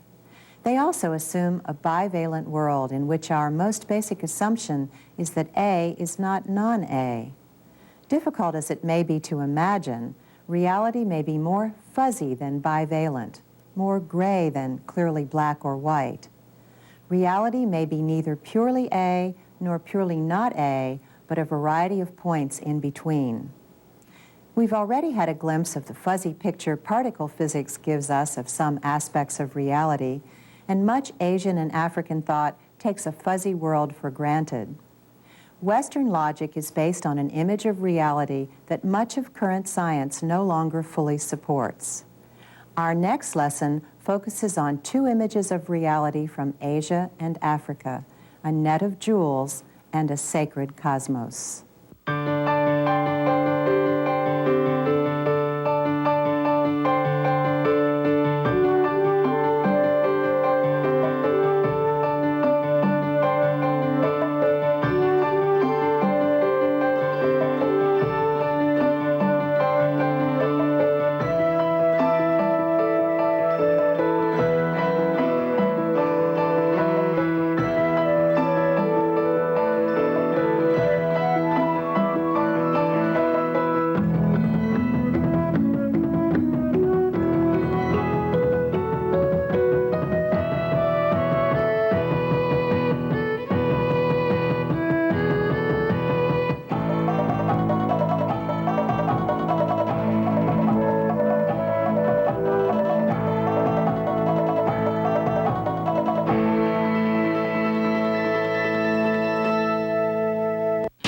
Where do you want to go? I am going to UCLA Med School. Where do you want to go? The Great Barrier Reef. Where do you want to go? I want to go beyond the imagination. At Orange Coast College, we offer small class sizes, more than 130 career programs, and university transfer programs to help prepare you for success.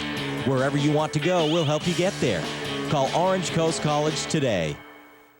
From our studio in Huntington Beach, Real Orange brings you Orange County. From along the coast to our university campuses, to the fashionable fairs and marketplaces, on our congested freeways, or in our open stadiums. Orange County has experienced the highs, the lows, the humorous, and the exhilarating. And Real Orange has always been there to experience it with you. With Ed Arnold and police and the Real Orange team. The county, the people, the news. That's Real Orange. Tonight at 6:30 on KOCE. Blanco is back. Last year, KOCE displayed over 100 pieces of Blanco's beautiful hand-blown glass in our studio. This year, we're displaying twice as many of these uniquely crafted dishes, vases, and other works of art. And of course, Richard Blanco will be here to personally sign any gift you may wish to bring home with you. Admission is free, so don't let these pieces collect dust. Come to our studio in Huntington Beach, Sunday, November 12th from 8 a.m. to 2 p.m. Visit koce.org for more details or call 714-895-5623. Lalo Guerrero, the original Chicano. As a composer, musician, political satirist, and performer, Lalo Guerrero has no equal. A deep look into the Mexican-American Chicano experience, as seen through Lalo's songbook. Celebrate life. Be ready to snap your fingers, kick your heels, and tap your feet to the beat of Lalo's songs. Lalo Guerrero, his life, his music, and his art. Tonight at 10 on KOCE.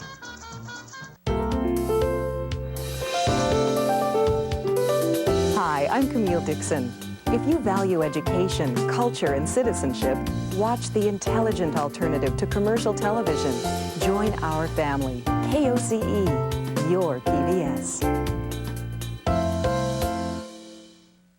Interested in the hot topics of the day? Hear about them firsthand and in depth at the Orange County Forum. The Orange County Forum is the public affairs forum for OC residents from all walks of life. Join and attend monthly luncheon programs at local hotels and hear international, national, and local renowned experts speak to many sides of the important issues of the day. At the same time, meet many of Orange County's top leaders in a nonpartisan venue. To join or learn about the next program, visit www.ocforum.org. Or to watch the latest forum, tune in Sunday at noon on KOCE. Expand your mind with Orange County Public Television, KOCE, and KOCE.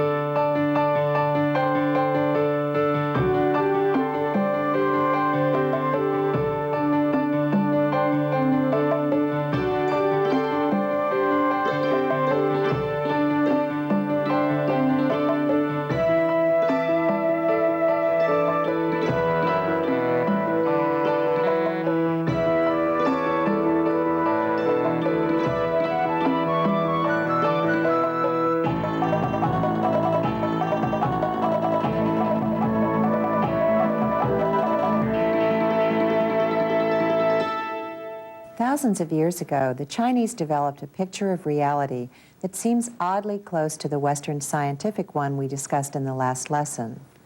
What's real, they said, is the Tao, the center of the circle, an absolute unity that can't be described. It's expressed, however, under two aspects, yin and yang. Yin is the receptive, nurturing energy of the earth and the coolness of the evening. Yang is the active, expressive energy of the sun and the warmth of the day. Reality is the complementarity of these two aspects. It's both yin and yang.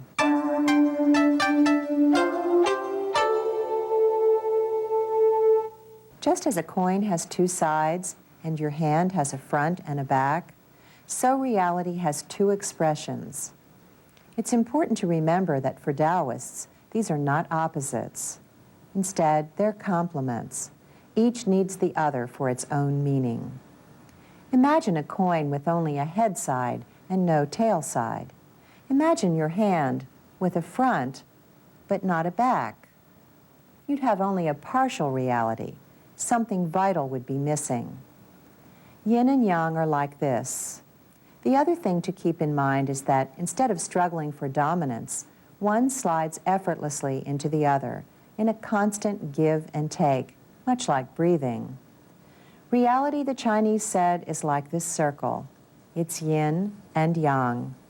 Reality moves smoothly between these energies in nature and in us. Acupuncturist Diane Connolly explains it this way. Like nature, we are always whole, always exactly as we need to be, even when there's a sour note, an indication of disharmony. Is that we are always oneness. We are always body, mind, spirit. You don't stop breathing in order to see. You don't stop seeing in order for your blood to flow. You don't stop your blood from flowing in order to hear. You don't stop hearing in order to think. So it's an all-at-onceness, this body, mind, spirit, the integrity of who we are and the uniqueness of who each of us is. So I chose this work because when I actually got the hang of it, we are nature. This is so. How do I know about the world? Lao Tzu says, by what's within me. So that we are this dance of nature, then the simplicity is we can look to the nature of each of us and say, what's the nature of the dance here? And just like there isn't any other you, and there isn't any other you, there isn't any other me. So we're the unique expression of life. So what's the nature of each unique expression? How is that movement of the cycles, of the seasons, that movement of the dance of nature in each of us uniquely? And so when a patient comes and they come through the door, no matter what the symptom is that they come for, because a symptom to the Chinese doesn't, it's like a label is not important. What's important is the lived body experience. What's the squawk calling to? And just like in a car, you know, if your red light came on the dashboard, your oil light, you don't put something over it thinking, there now, you've taken care of it. I mean, we would never do that with a car. So to the Chinese, that red light or that squawk it says, yoo-hoo, pay attention here. Something's happening in this cycle of seasons, in this cycle of nature, in this unique person. So let's look and see what that whole constellation is. What's the struggle that's going on? What's the strength that's going on? At a deeper level, in us and in nature, there's always harmony. Sometimes nature is blustery and powerful. The wind gusts and the rain pounds the roof. But soon it's calm again with warm sun and gentle breezes. And in our own lives, there's a time to be out conquering the world and a time to be snugly in our beds asleep. The key is knowing when the time is right to go from speaking to listening, from receiving to giving, from leading to following, from being to doing. No one approach is the right one. Like the circle, all of reality is composed of this and that, matter and energy, yin and yang. Notice the students in this Tai Chi class. First, their movements are active and thrusting, then inward and yielding. This alternation between yin and yang has a meditative effect and helps balance and store qi, the energy of the cosmos. In China, even today, thousands fill the public parks every morning at sunrise, performing these highly stylized motions with others, old and young, rich and poor, because they believe Tai Chi preserves their health and flexibility and keeps them strong. As Tai Chi teacher Edna Brandt explains, humans are the connection between heaven and earth. Tai Chi is what the Chinese call the absolute, the unity, the supreme ultimate, however you want to say, the oneness of everything.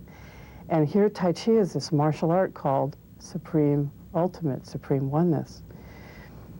And it's the only martial art, I think, that really has as its goal to bring us back to the oneness, to bring us back to where we came from. In the Chinese thinking about how life happens, they say at first there was the unity, this Tai Chi, the supreme oneness. And from that unity, things began to separate, and that which was heavy began to coalesce and settle, and that which was light began to spread out. And that's yin and yang. And so from the oneness, yin and yang became separated. And then there became two. And then that two together made three, made what's called people, made qi. And perhaps you've all seen the Tai Chi symbol, which is the black and white and the circles and the dots. And that's another way to show this, the yin and yang, and the fact that the qi, the yin qi and the yang qi, moves back and forth and changes from yin to yang and yin to yang and yin to yang. So qi is really defined by whatever it does, whether it's at the moment settling and gathering in, or at the moment spreading out. And these qis mingle in us. And people are, the Chinese say, people are the connection between the heavens and the earth. And we're not talking about Christian heaven so much. Heaven is that which is up, and the earth is that which is below us. And that as people, we make that connection between heaven and earth. And Tai Chi helps us to make that connection. Because when you practice, you really focus on your qi, your feet really being rooted in the earth. And your roots really going down to the center of the earth. And you imagine that you're suspended by a string from the heavens, so that you're connected up and connected down. And your qi is in the center of that. And if you keep that connection, then something happens to your energy. As we saw in particle physics, reality appears to be a dance of energy. For Taoists, everything is united in a never-ending dance of qi energy. In Buddhist ontology, we find a similar image of unity, a net of jewels. At every juncture where fiber crosses fiber in the net, there is a jewel. Think about diamonds. Each diamond reflects all the other diamonds and reflects itself as it's seen in its neighbor jewels. Rather than a structure made of building blocks, this image reveals a web of interconnectedness. Everything is part of everything else, and nothing is separable into a discrete, independent entity. The challenge in Buddhism is to recognize the oneness of everything while remaining unattached. And as Rich Walter observes, understanding the true nature of reality makes non-attachment much easier. Now let's come to attachment, and what is that all about? In the West, when you say that you should become unattached, that means you become detached. It kind of follows in your mind that you become aloof, that you become separated, and it has nothing to do with that at all. Non-attachment means that you are not lusting after something. You don't find it absolutely necessary in your life. It doesn't mean that you shouldn't love someone, or you shouldn't hate someone, or you shouldn't enjoy things. What it means is that you should not become attached to loving someone. And why is this? Well, because it will change. Change is what Zen is about, is what Buddhism is about. And nothing remains the same from one nanosecond to another.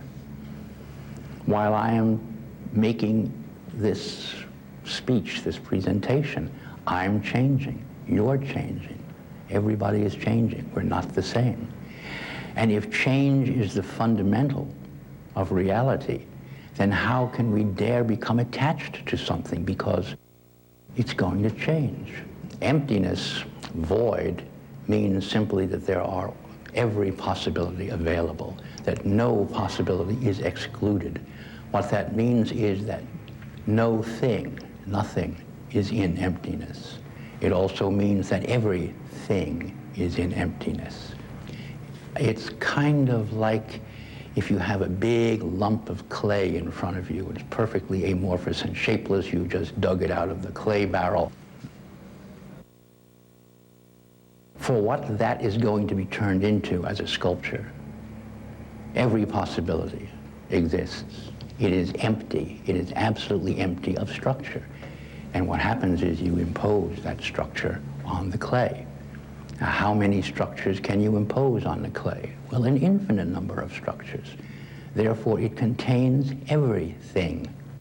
To understand this image of no thing that is everything, imagine one drop of water saying to another, "You're in my space. I have rights, you know. You've harmed me and you'll have to pay." It makes us smile.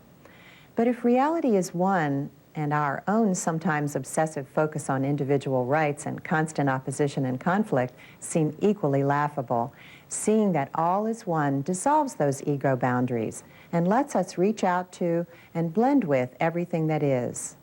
From this radical sense of oneness, you are as much me as my finger or my spleen, and I will want to be as compassionate toward you as I currently am toward what I recognize as parts of myself. My welfare and yours are absolutely interconnected. Indeed, they are identical. We can catch a glimpse of what an ontology of oneness might be like by thinking about some fairly ordinary actions. We often sacrifice one part of what we call ourselves in order to benefit another. Miss sleep to study for a test, avoid certain foods to lose weight. And we sometimes make sacrifices to benefit a loved other, skipping a party to visit a sick friend, donating blood, even changing our plans or giving up our dreams to make a lover happy. This is the kind of compassionate recognition of our ultimate oneness with everything that the Buddha understood and communicated with others. Japanese haiku give us a sense of companionship with all of nature by focusing intently on a small moment of time, a single snapshot of space. In these breath-catching, often humorous glimpses of reality, read by poet and translator Robert Hass, we can be startled out of our ordinary perceptions into something new and enlightening. Don't worry, spiders. I keep house casually. Bats flying in a village without birds at dinner time. Noon, orioles singing, the river flows in silence. Goes out, comes back, love life of a cat. Mosquito at my ear. Does it think I'm deaf? Children imitating cormorants are even more wonderful than cormorants. Ideally, you should leave lots of quiet space around these things. But the effect of reading them rapidly is you get something like the effect of the haikai, of the orenga, of this endless transformation of experience. So I'll do this for a minute. What a strange thing to be alive beneath plum blossoms. The man pulling radishes pointed my way with a radish. Deer licking first frost from one another's coats. Moon, plum blossoms, this, that, and the day goes. Asked how old he was, the boy in the new kimono stretched out all 5 fingers. A dry riverbed glimpsed by lightning. In this world, we walk on the roof of hell, gazing at flowers.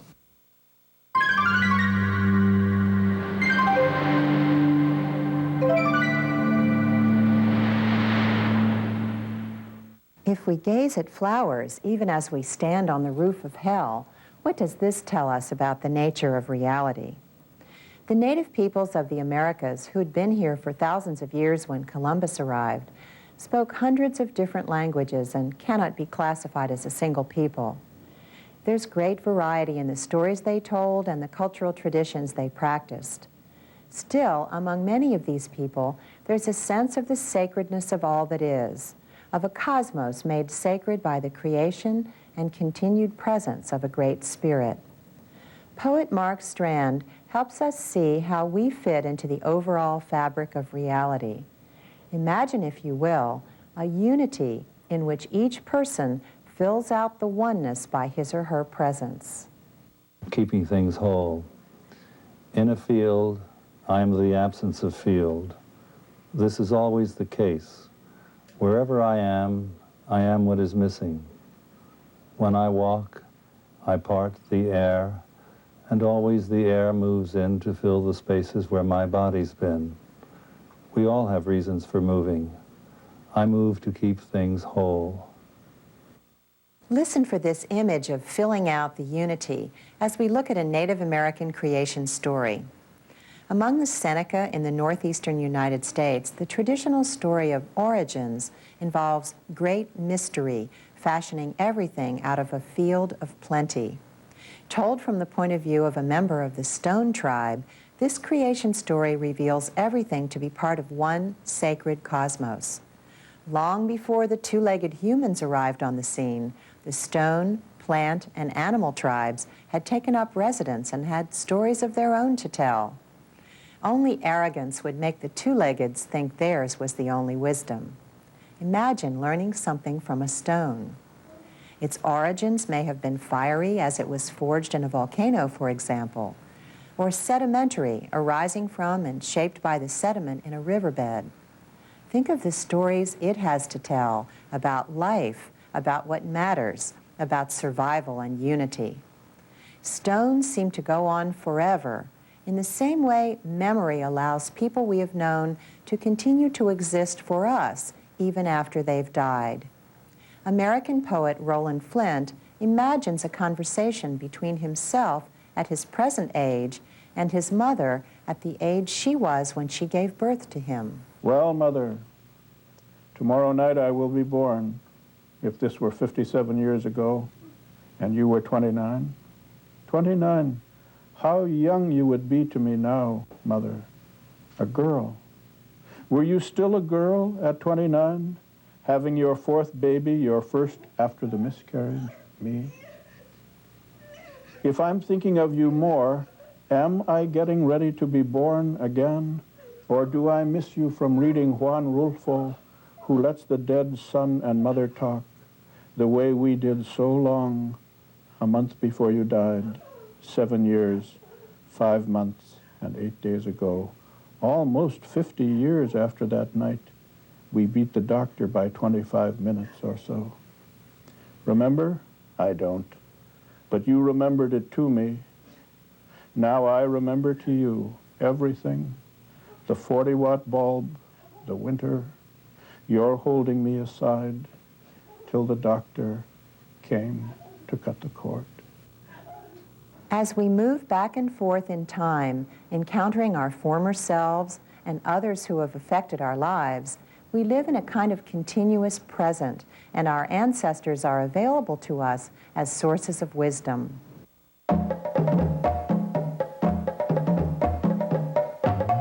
Like the Native Americans, Africans constitute hundreds of language groups and are a greatly diverse people.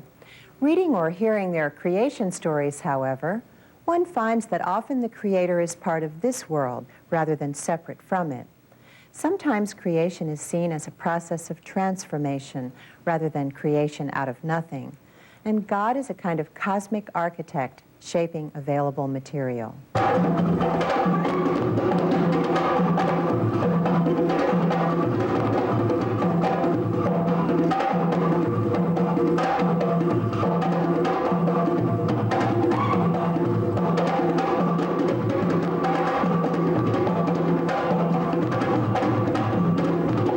If God is somewhere else and this world is on its own, there's a sharp separation between the human and the divine. But if the deity shares our world, it too is holy. In many parts of Africa, there's a whole realm of spirits, including those of departed ancestors, whose realm intersects the ordinary one, at least on certain specific occasions. If the cosmos is sacred, we might view ourselves and our fellow creatures differently. In this short poem, Hilary Tom explores commonalities between Chinese and American forms of ancestor worship. It's an old story about an Englishman visiting his mother's grave with flowers. He sees a Chinese woman spreading a feast of roast chicken, mushu pork, noodles before her father's grave. "When's your father coming out to eat that food?" he asks. Smiling, the woman answers, "Same time your mother come to smell flowers."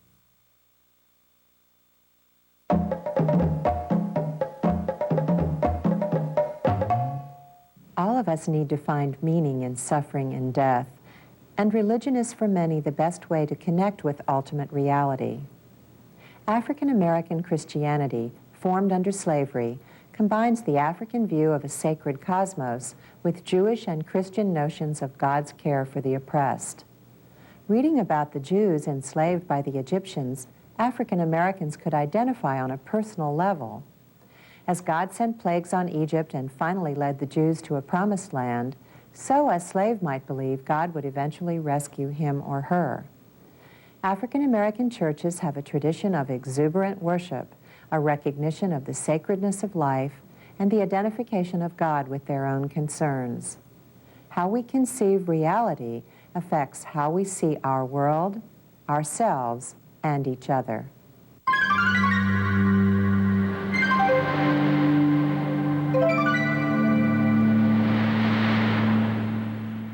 If everything is made of neutral building blocks, as we used to believe, then nothing in this world can be described as holy, and each of us may be on our own. There's a sense of adventure and a spirit of challenge attached to this view. What I do is mine to claim, and I can shape my future. You're on your own. Taoism suggests that no one posture is correct for all of life. Taking our cue from nature, we can see that sometimes I must stand alone and stand up for what I believe, like a tree that is firmly rooted in the earth. While at other times I must bend with the wind, like that same tree in a storm, or flow around obstacles like the water that makes its way to the sea. Reality is yin and yang, or if you prefer, matter and energy. Both concepts are necessary to express the whole. From Buddhism, we can learn that all of reality is one dynamic flow of energy, not unlike the quantum field. Everything appears to be linked with everything else in a fundamental ground of energy. And time itself has a fluid quality, as we hear in this poem by Linda Paston. The poem is called Gleaning. Driving from coast to coast down looped highways, I notice how the future we have been speeding towards for years is receding behind us. We must have crossed some boundary and hardly noticed. People we once hurried to greet are standing along the roadside waving goodbye. Your grandfather in his ancestral cap, my mother holding aloft a flowered hanky. Still, we continue on, the car radio playing music we danced to. How many years ago? When I tried to count, I'd put myself to sleep. Talk to me, you say, don't doze off. We must watch for whatever the stubborn flesh still offers, the smell of hay sharp and sweet on the air, desire, that old song. Look out the car window. Hogs have been let loose in the stubbled fields like heroes in disguise to find what grains of corn are left. We are all gleaners, searching for what is left in the fields. If God is part of this world, then it too is holy, and we are part of something sacred and mysterious. A God who shares our living space in such an intimate way can be relied upon to share our joys and sorrows, to coexist with us here. The Love of Wisdom takes us next to an exploration of what it means to be human and how we want to define our human nature. But first we pause for a historical look at what happened when the worldview of Palestinian Jews met the worldview of the Greeks we've been studying, as Christian missionaries took their message to the Gentile or non-Jewish world.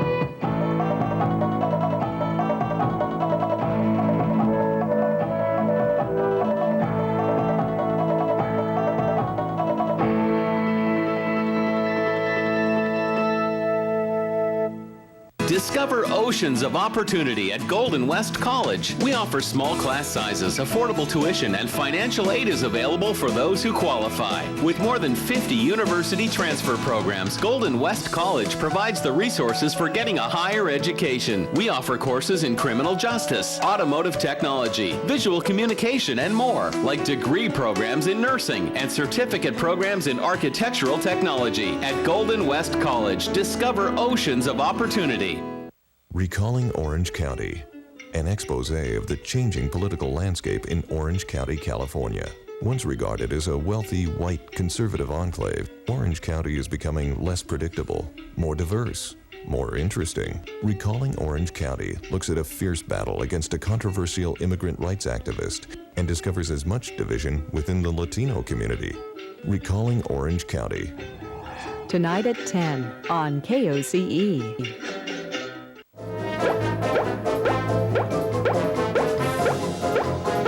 KOCE would like to wish you all a safe and happy Halloween. Next time on Nova, Brian Greene, scientist and best-selling author, takes a thrill ride into a world beyond your wildest imagination. String theory, it's stranger than science fiction. PBS presents Nova, the Elegant Universe. Wednesday at 8 on KOCE.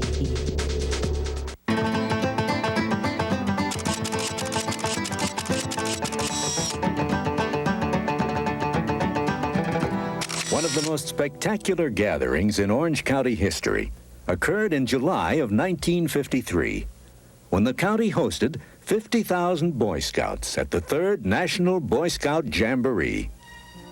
The Irvine Company provided the Scouts with a large campsite in the hills above Newport Bay. They also constructed a new road into the area, naming it Jamboree Road in honor of the event. As bugles sounded and drums rolled, Boy Scouts from throughout the United States and around the world began erecting a vast tent city on the site.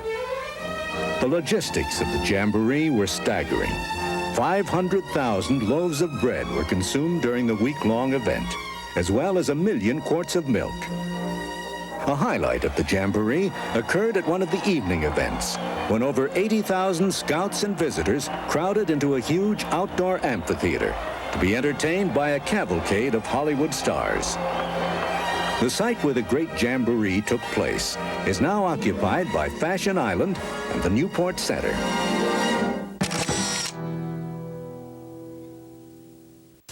Time to cast your ballots. Election time is here, and Real Orange is once again presenting a live election coverage special. We'll bring you constantly updated results on all the measures, propositions, and major candidates of this election season as they come in. And we'll get commentary from leaders on both sides of the aisle. With so much to see, you won't want to miss this Real Orange election special. Starting at 6:30, November 7th on KOCE. Expand your mind with Orange County.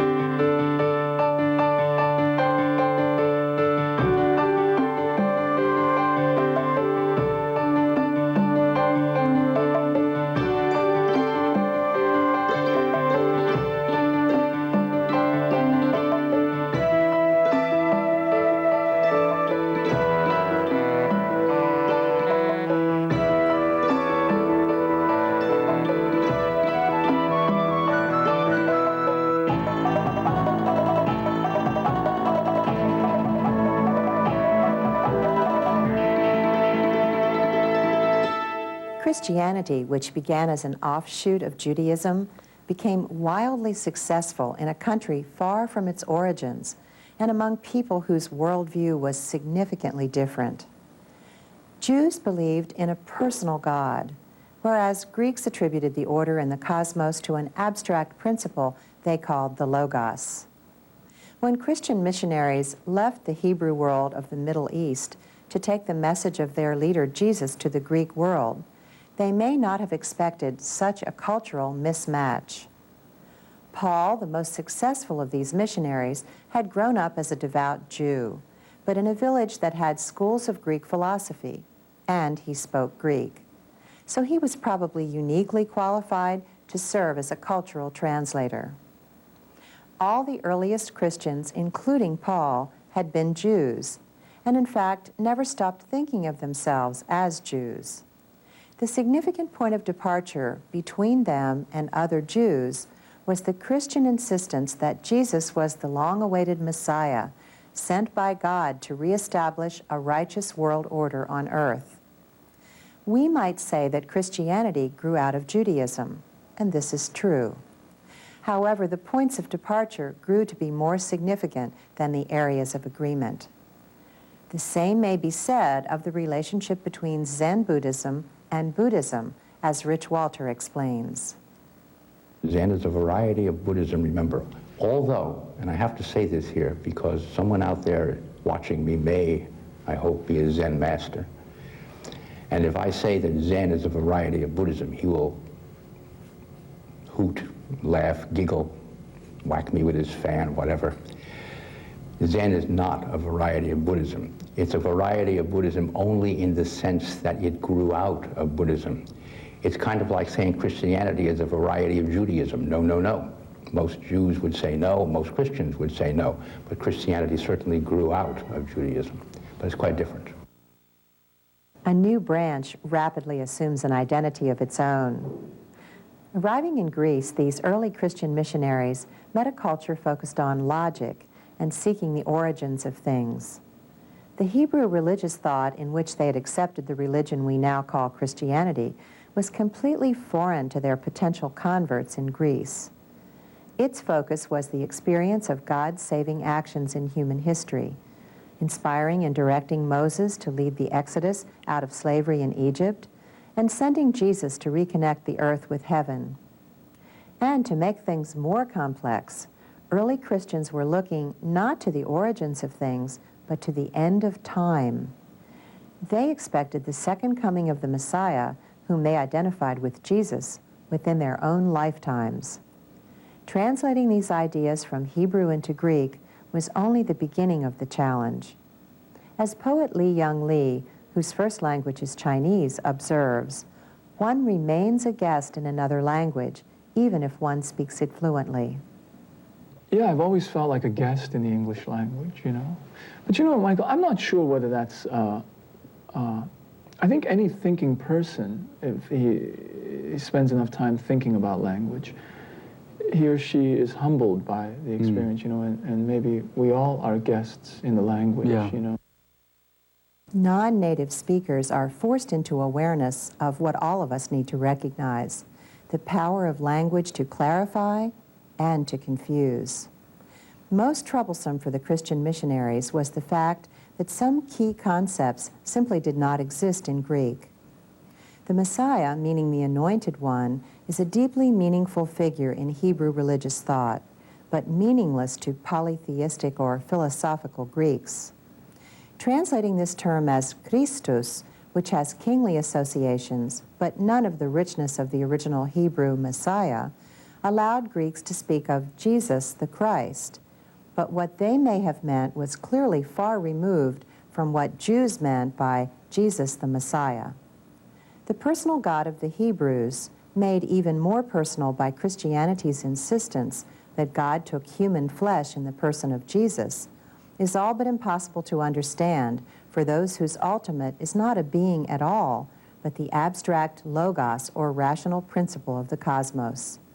Greek Christians must have felt they were taking on a foreign identity when they accepted the new religion, and Jewish Christians probably had a similar reaction as they heard their religion discussed in Greek terms.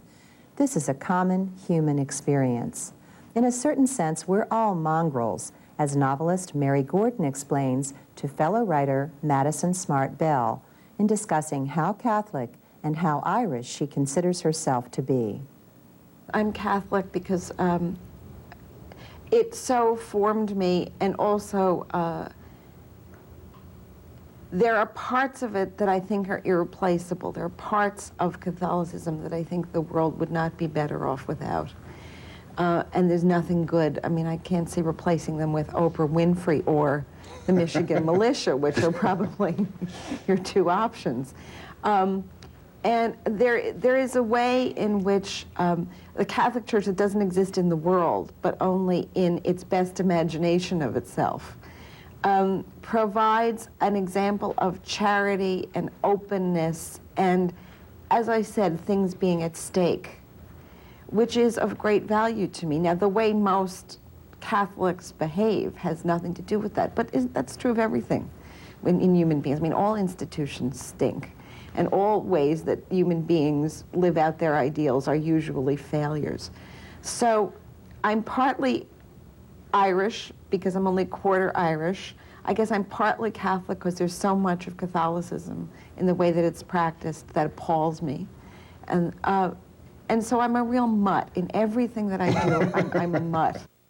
I was born a mutt, and I guess I'll die one. Paul and other missionaries tried to blend Greek rationalist and Hebrew religious thought for all the mongrels in Palestine and in Greece, apparently quite successfully, since after less than 200 years, there were more Greek Christians than Palestinian ones. The most significant result of this success in the Gentile or non-Jewish world was that Christianity thought out its theological concepts in Greek terms and adopted a Greek worldview that trusted mind over matter and spirit over flesh.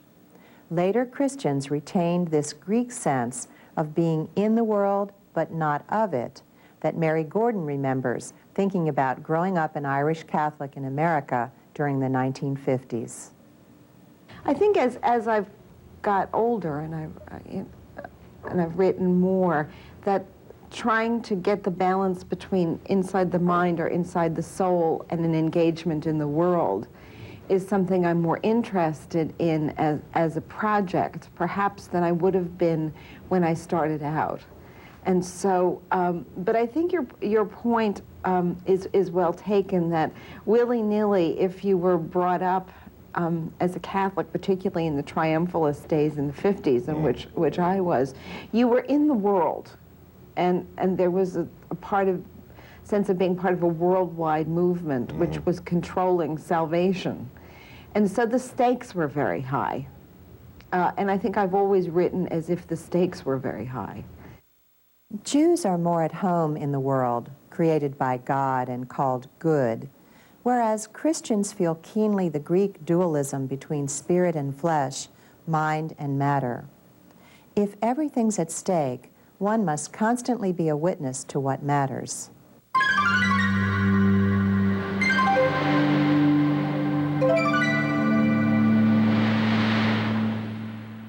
This experiment in cross-culturalism played a critical role in the development of Western thought.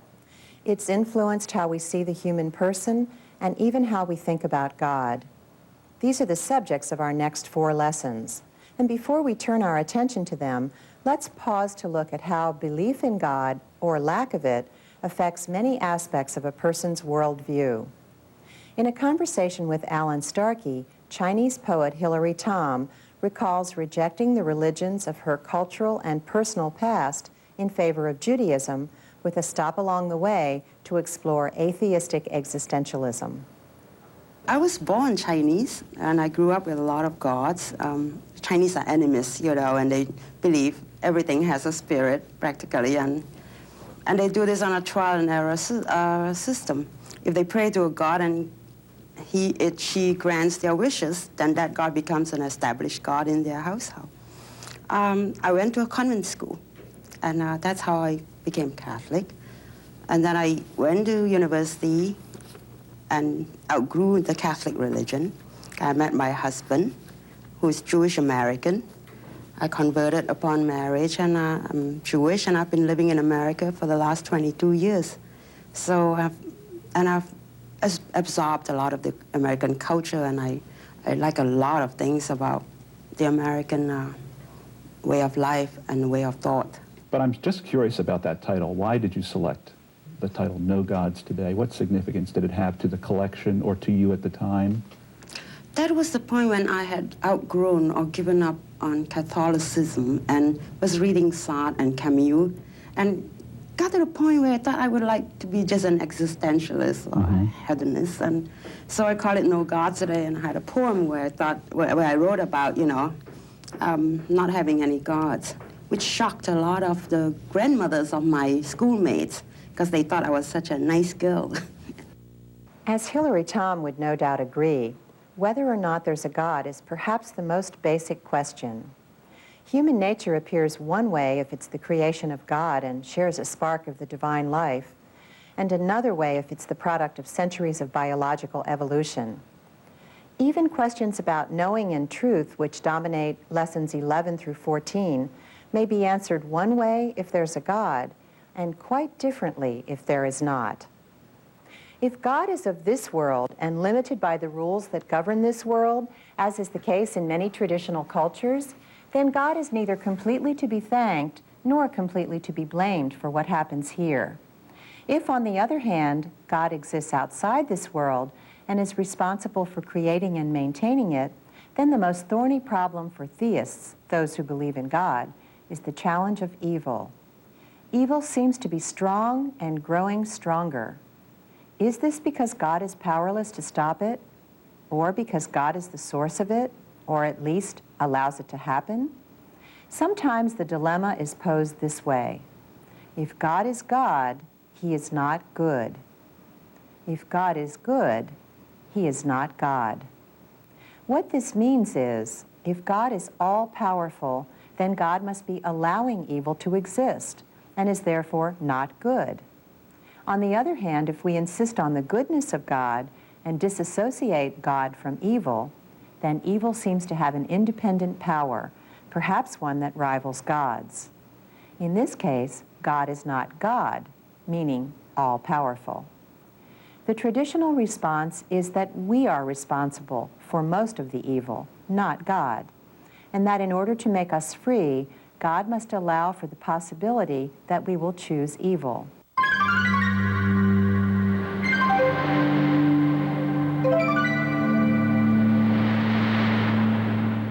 Let's use one of the traditional forms of argument in logic to illustrate. In a hypothetical proposition, if P, then Q, P is called the antecedent and Q the consequent. Both affirming the antecedent, P, and denying the consequent, Q, lead to valid conclusions. These are the two valid forms of the argument. If P, then Q, P, therefore Q. If P, then Q, not Q, therefore not P. In the argument we've been discussing, the word God means all-powerful, and the word good means not the source of evil. So the argument goes like this. If God is God, he is not good. God is God, meaning all-powerful. Therefore, he is not good.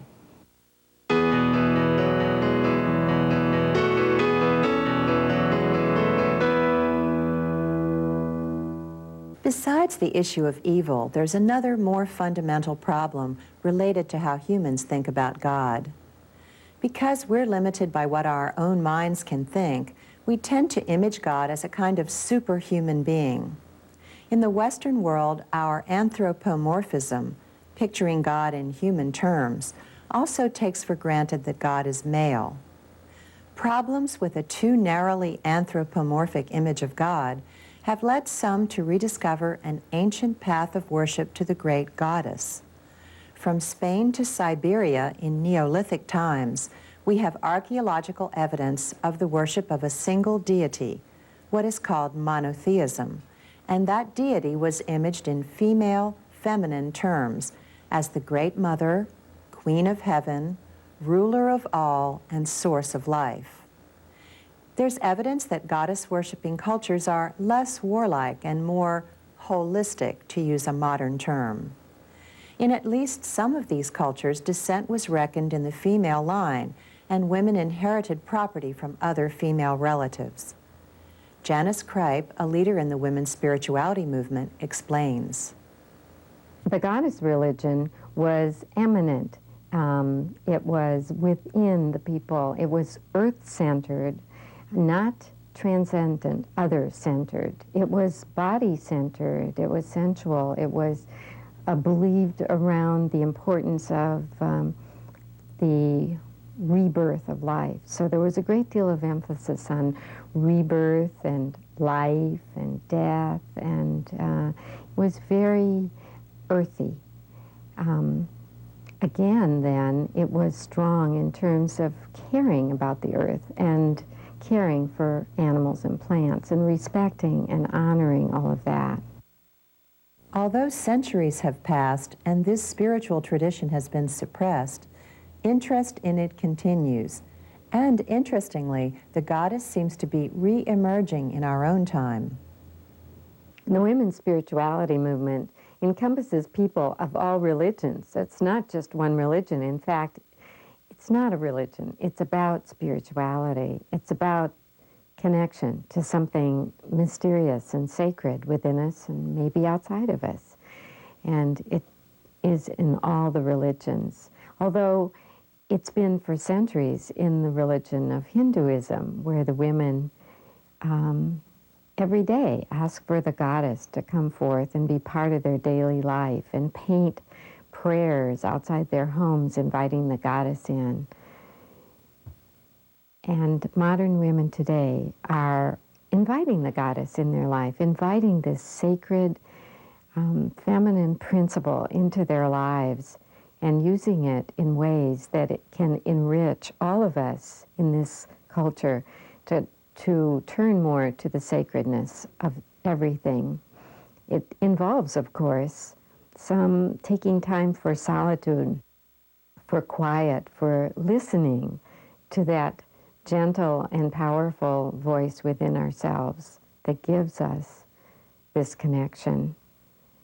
So it's very life-affirming. It is what can change our world to something far richer and more meaningful for all of us, I think.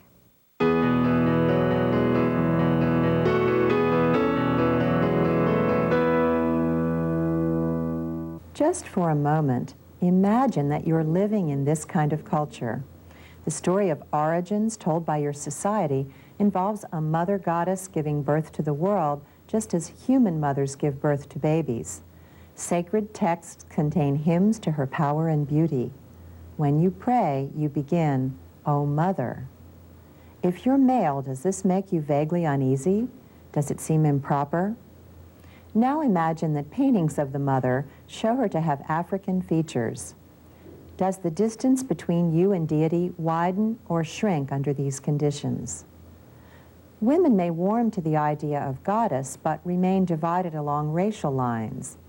Those of African descent may take pride in a deity who appears more like them, but divide along gender lines. There seems to be no way to avoid anthropomorphism, and yet it's so inadequate for capturing what we mean by God or goddess, and the implications of using this or that gender or race are far-reaching indeed.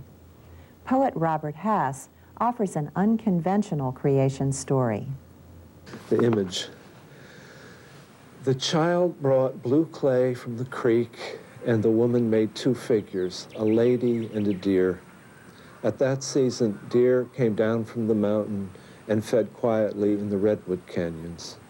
The woman and the child regarded the figure of the lady, the crude roundnesses, the grace, the coloring like shadow.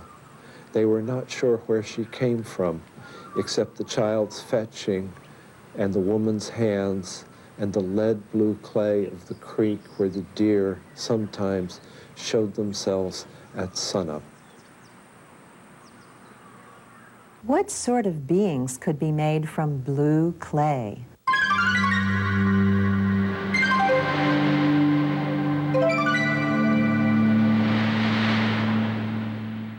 From the Bible, we have the sense that humans represent a unique creation, that we are made in the image and likeness of God and exist because of a spark of divinity. Some call this spark a soul.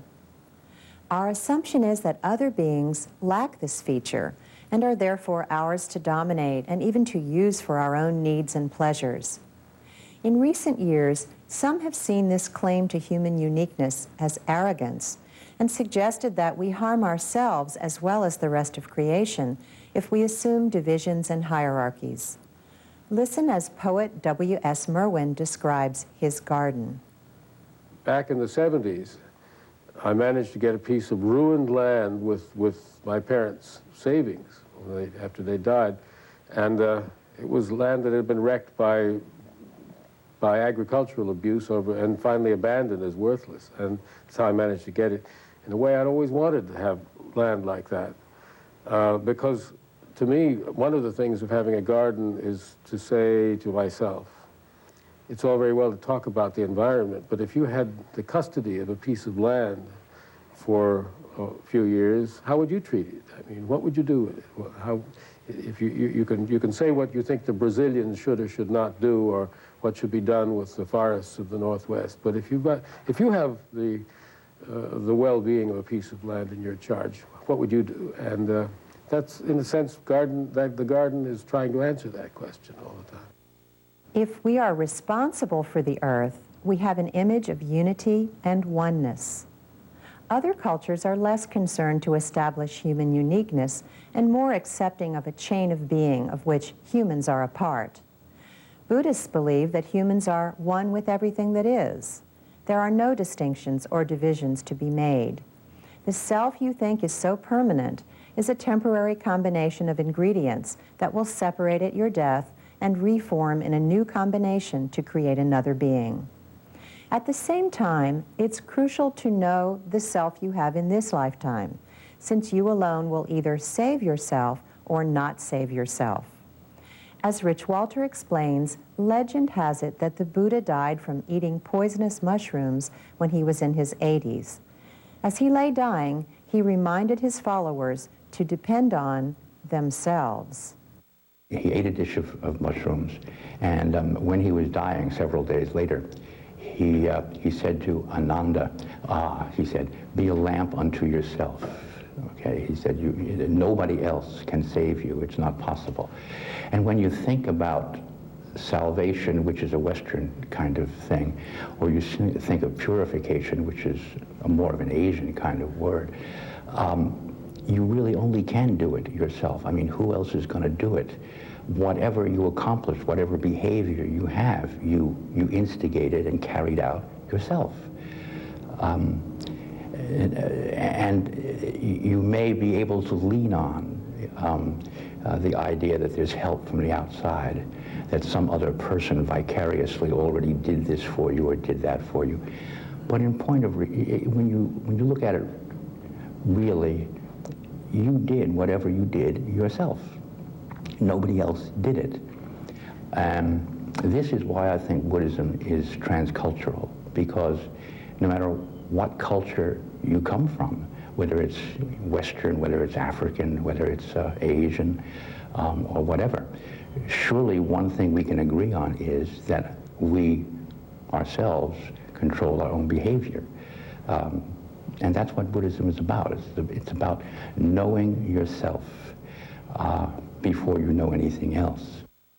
For Buddhists, there is no divine being, only the great energy flow of the cosmos. The Buddha is a fellow traveler who can help us wake up and see things as they really are.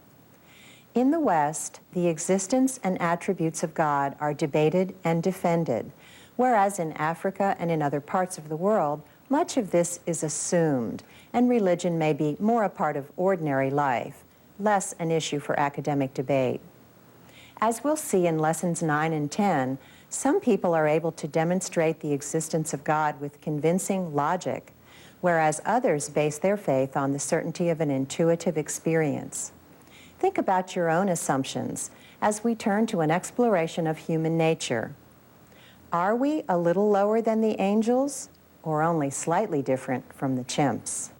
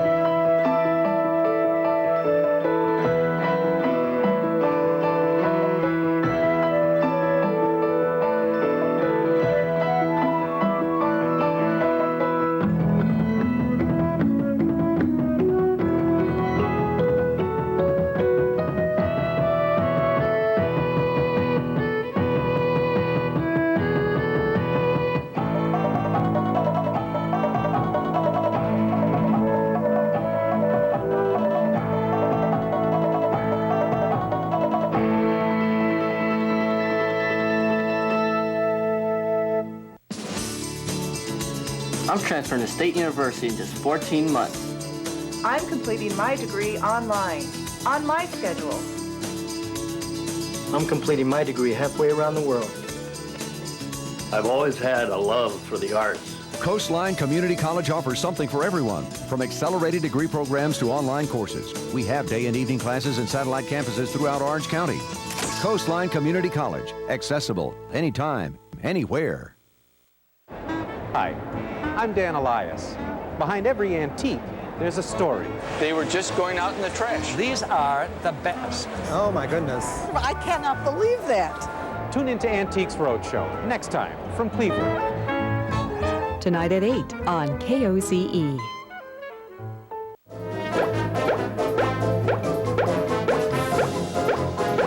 KOCE would like to wish you all a safe and happy Halloween. I love Lucy. Everyone loves Lucy. She's kept us laughing for half a century. Laughing and yet identifying.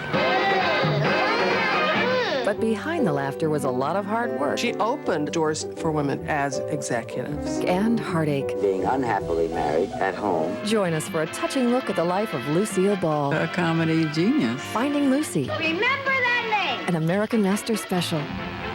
Thursday at 7:30 on KOCE. Blanco is back. Last year, KOCE displayed over 100 pieces of Blanco's beautiful hand-blown glass in our studio.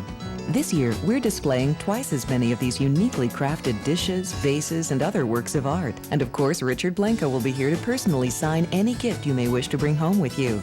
Admission is free, so don't let these pieces collect dust. Come to our studio in Huntington Beach, Sunday, November 12th from 8 a.m. to 2 p.m. Visit koce.org for more details or call 714-895-5623. Have an extra vehicle you don't need anymore? Donate it to KOCE. We'll arrange for vehicle pickup and for the title transfer. Your donation may even qualify for a tax deduction and will help fuel the great programs you enjoy on KOCE, your public television station. Donating a vehicle to KOCE is as easy as 123. Call our toll-free vehicle donation line at 1-877-KOCE-123 or visit our website at www.koce.org/cars. Jack Parr was one of the most provocative personalities in the history of television. Join him and his very special guests on Jack Parr, Smart Television, exclusively on this public television station.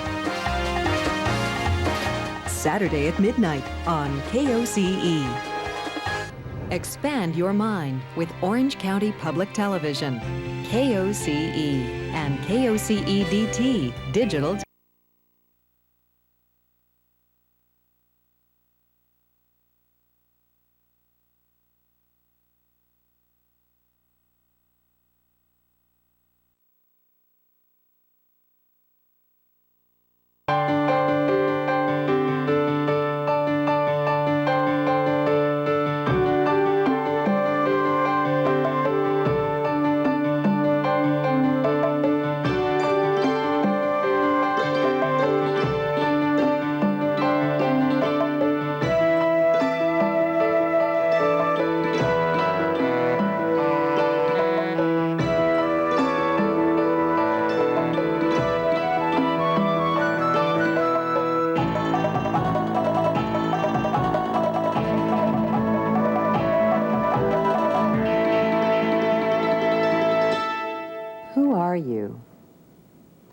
Take a minute to think about that question.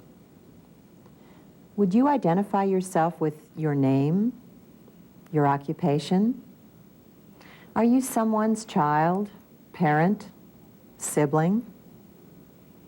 Are you a psychological self, a child of God, a couple dollars worth of chemicals? Listen as poet Lucille Clifton describes herself. This poem was written, for one thing, I have only one eye that's really very good. I always say in my left eye I can't see, but with my right eye I can see more than is there, you know? And I always thought of myself as a person who didn't seem to manage to do the things that people did as a matter of course, but I always had my own little things. And I think another thing I like about this poem is that my editor couldn't stand it. And actually the editor of the book this poem was in was Toni Morrison. And Toni did not like the last line of this poem. And at that time, while I was in one way, I was in awe of Toni Morrison. But on the other hand, I write poems and she writes prose. So I figure I know poems, so I kept the last line. Lucy, One Eye.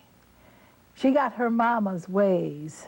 Big round roller, can't cook, can't clean. If that's what you want, you got it, world.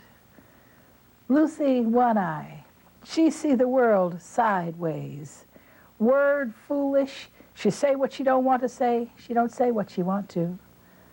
Lucy, One Eye. She won't walk away from it.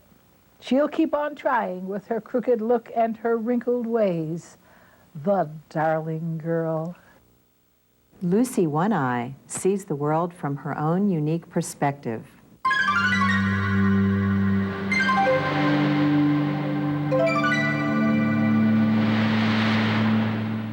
How would you describe yourself?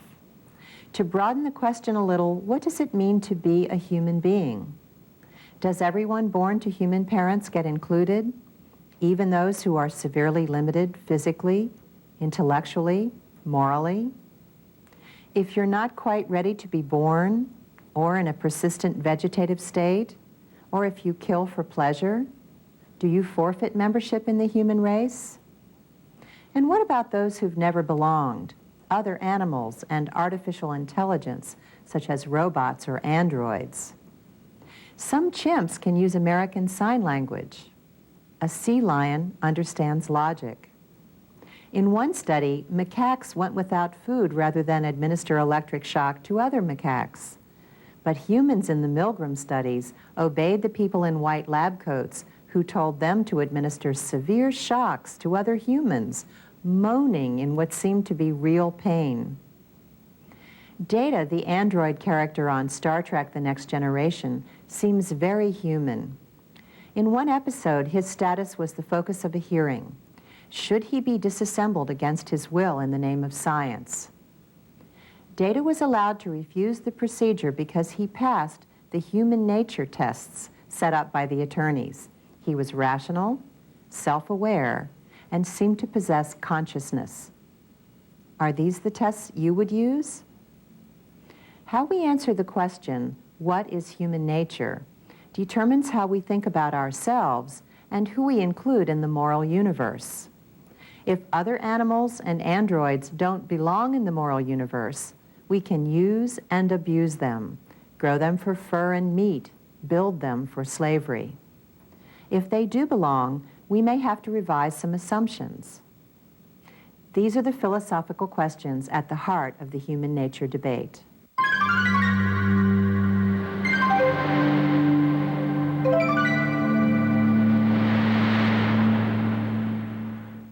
Some of our views on other animals and androids derive from inductive reasoning. Unlike deductive reasoning, which argues from logically certain fundamental principles to a world of particulars, inductive reasoning begins with the particular, and using many observed examples posits a theory. We might think here of the contrast between Plato's world of forms, conceived by way of a deductive system of reasoning, and Aristotle's insistence that looking at 100 tables is the only way to inductively understand tableness. Science uses inductive reasoning. Only after breeding many generations of flowers and watching which characteristics showed up in succeeding offspring did the monk Gregor Mendel develop the laws of genetics. Inductive reasoning, based on the observable world, can lead only to probable knowledge, never to absolute certainty. What we observe is always subject to change. Our hypothesis about a field of corn plants will have to be revised if radioactive waste from a distant city falls on the field. Those theories that survive repeated attempts to falsify them are judged more accurate, more likely to be true, but we never reach certainty. We've observed other animals and robots and made judgments about what they can and cannot do. Our conclusions about their inferiority to us may be correct, or they may be dramatically wrong.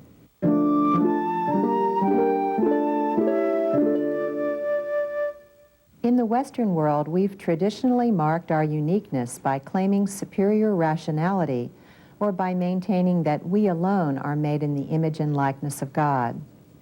For the Greeks, reasoning ability was what set us apart from other animals. It was the highest part of ourselves, what made us human. Others, like Jungian therapist Karina Golden, might argue that human uniqueness has more to do with finding and expressing our individual creativity and exercising our imagination. One of the questions that we're still wrestling with is how much of who we are is what we were born with and how much of who we are comes from environment. Within the field of psychology, there are two schools of thought. One thought is that we're born with a lot of our personality and that what happens environmental is a lesser aspect of it. And another viewpoint is that everything is based on the environment, which would be more of the behaviorist outlook. I think that it's probably somewhere in between.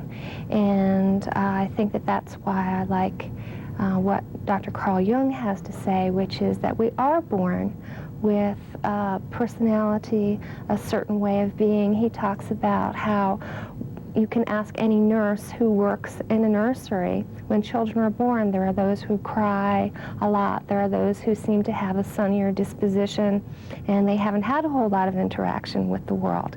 And then later on in life, based on the environmental factors, their personality is shaped one way or the other. Jung believes that the personality that we're born with is our true personality, and that we try to adapt to the world around us and develop a persona, which is the word for mask, which may not be our true self. So, for example, if we're born with artistic talent and we grow up in a family where that's not appreciated, we tend to develop a business sense, for example, and put that artistic talent away. But in the second half of life, after we've kind of made our way in the world, we start to get back to who we really are and find that we really do need to express those talents if we're going to be happy in life. Is creativity what separates us from chimps and robots? Can we be fully human without it? In the Judaic and Christian religious traditions, there's something more significant than either reason or creativity: our unique status in creation, as depicted on the ceiling of the Sistine Chapel. To us, the Creator gives the spark of life, and with it, power over the rest of creation.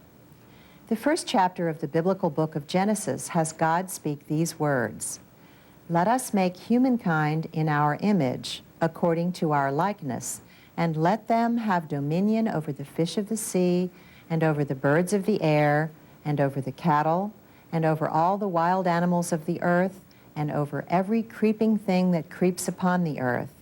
So God created humankind in His image. In the image of God, He created them. Male and female, He created them. The West has understood human nature to be something like this avocado.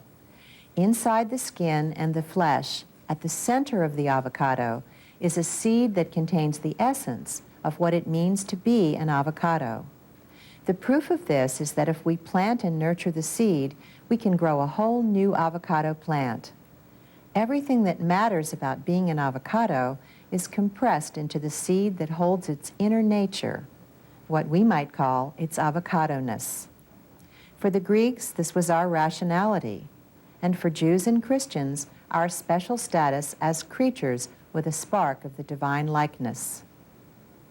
In the East and in parts of Africa, humans are understood to more closely resemble an artichoke.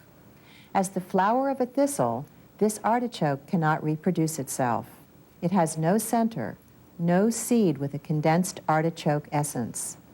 Even the so-called heart is only the base of the flower. If we peel its petals and eventually reach the center, what will we find? Nothing. The artichoke is nothing but its layers. The layers make it what it is.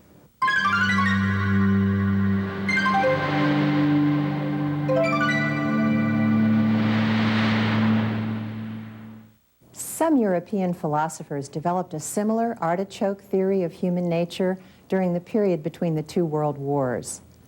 First, people exist, atheistic existentialism insisted. Then they develop an essence. Each of us generates a self by making choices and being accountable for the choices we make. At birth, we're only potential selves. What we will become is as yet unknown. Our essence is not fixed, and there's no one to tell us who we are. All possibilities are open to us, and we will be the ones to choose what we become. As poet Stanley Kunitz observes, poetry is a window, maybe our only window, into what it means to be a human being. The first thought that occurs to me is that poetry is most deeply concerned with telling us what it feels like to be alive at any given moment. In fact, if we go back historically, we find that if we want to know how people felt, how they lived, how they responded to experience, we have to turn to the poets of the past. Before there were poets, we have no evidence of what it was like to be a human being on this earth. And they were the first, and they still are, I think, the most intimate relators of what it means to be a living person on this earth. And then the other thought that occurs to me is that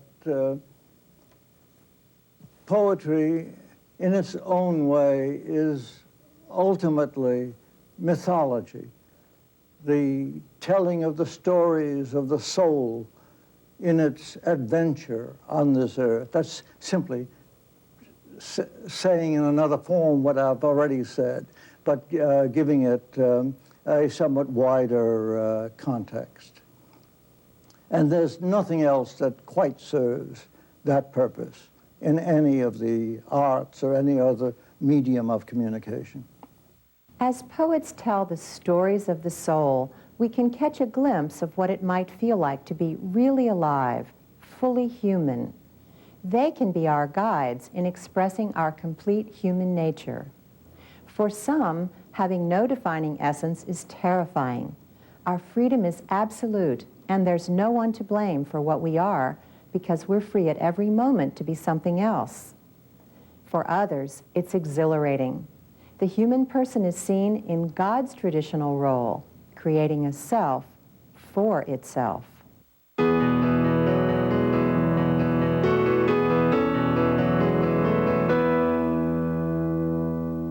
In the Western world, we've developed masculine and feminine stereotypes. Men are strong, independent, assertive, and rational, whereas women are weak, dependent, nurturing, and emotional. There have been strong penalties for stepping outside traditional stereotypes. There's no fate more dreaded by boys than being labeled a sissy or called a girl. Women have at times been told, "You think like a man," with the suggestion of a compliment, but there's a sting to being labeled mannish or aggressive.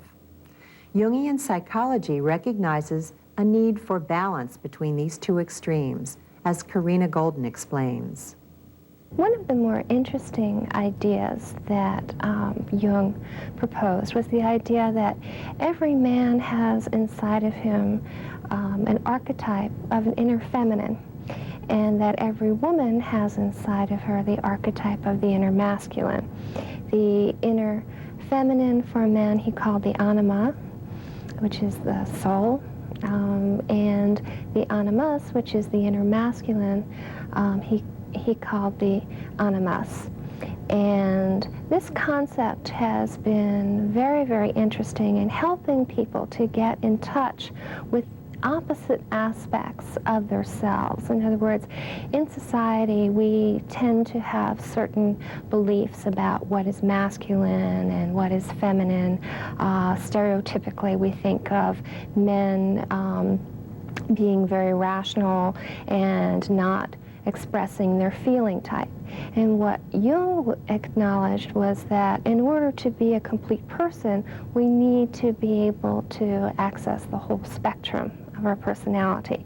And he conceptualized this by the fact that a man has an inner feminine that wants to express feelings, that wants to express the related aspects of his personality.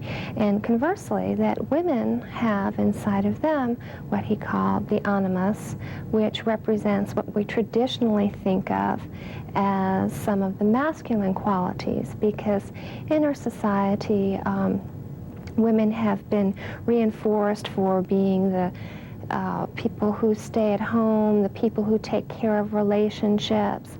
And the animus is the part of a woman that enables her to get out into the world to make her mark. And these two concepts have been very liberating in helping people to not fall prey to the stereotypes that society tries to lock them into. And so this has been a very interesting concept in looking at gender relations, in trying to answer the question, what is masculine, what is feminine? As archetypes, we think of them as universal patterns of feminine and universal patterns of masculine.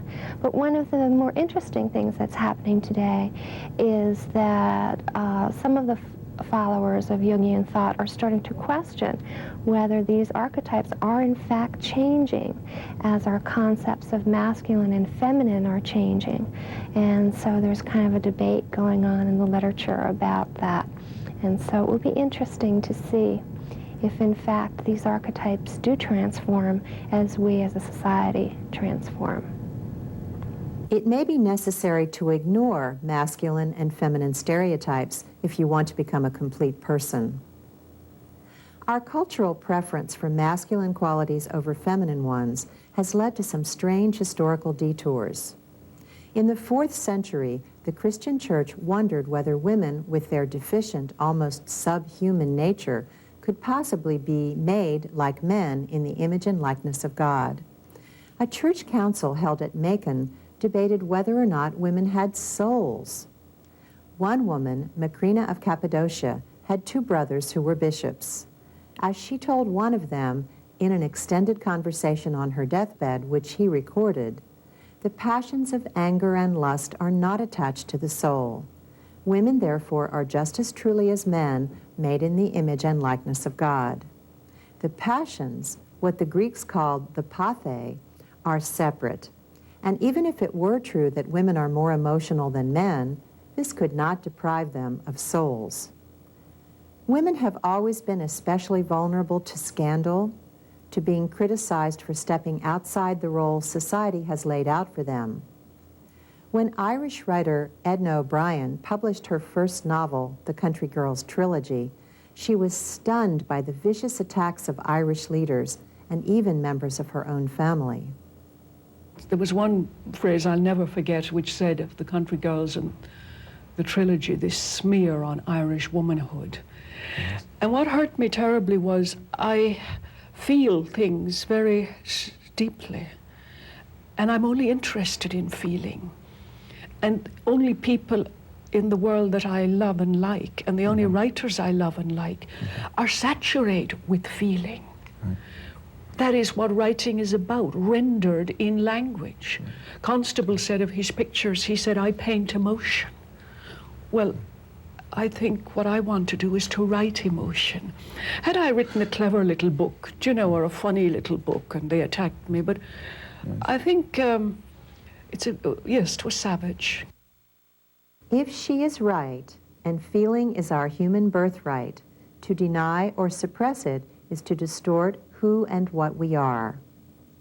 In the Western world, we've tended to identify men with reason and women with the body and the emotions. Plato taught that reason must rule the passions and the body, and there's been a tendency to assert that rational men ought to rule emotional women. The eating disorders of anorexia and bulimia also reveal how closely our culture identifies women with the body, and they give us some insight into the pressure women feel to have a culturally acceptable appearance. Here, poet Lucille Clifton recalls an experience of finding herself in a world of ideal body types. I write about myself a lot. Why not? I always say Whitman said he celebrated himself, so I can do it too, because Whitman was a good person to model after sometimes. But this is a poem called What the Mirror Said. Now, the people at the Senior Citizens Program this morning liked this poem too.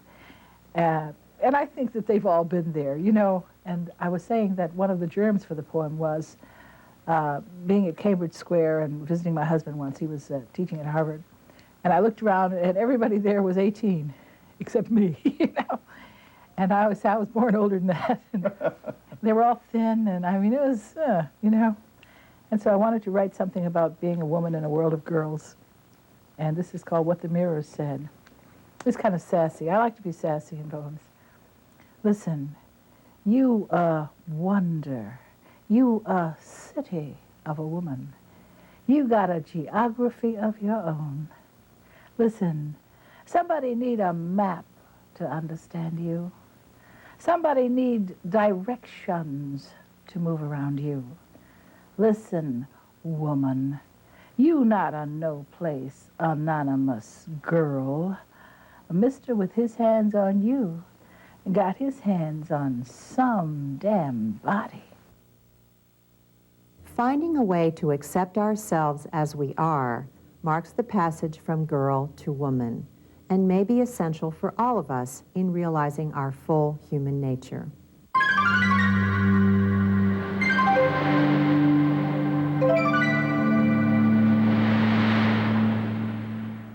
On the level of feeling, it's acceptable for men to express anger but not to cry.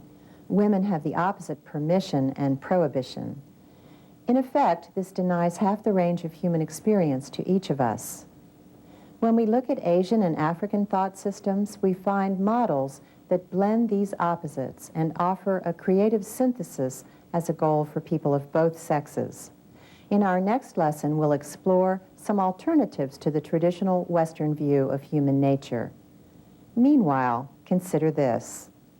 Are we rational beings or creatures of emotion? Do we have a core self, or are we rather a series of layers, changing as our environment changes? Are humans a little lower than the angels, and is the destiny of the world in our hands? Or is there a God who works the natural system and directs human affairs? Which is the more comforting, and which the more frightening prospect?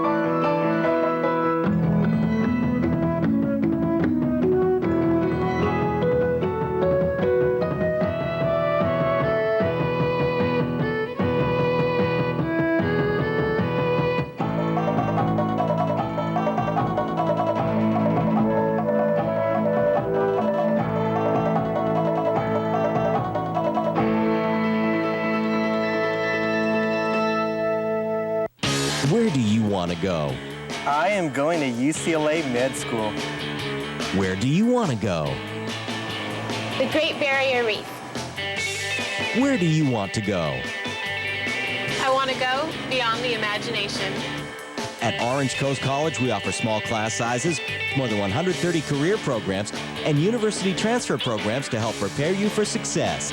Wherever you want to go, we'll help you get there. Call Orange Coast College today. Jacqueline Bouvier Kennedy Onassis, one of the most admired women of modern times. Who was this remarkable woman who lived with fullness and grace, despite deep tragedies and non-stop public clamor? Watch Jackie Onassis, An Intimate Portrait. Thursday at 9 on KOCE.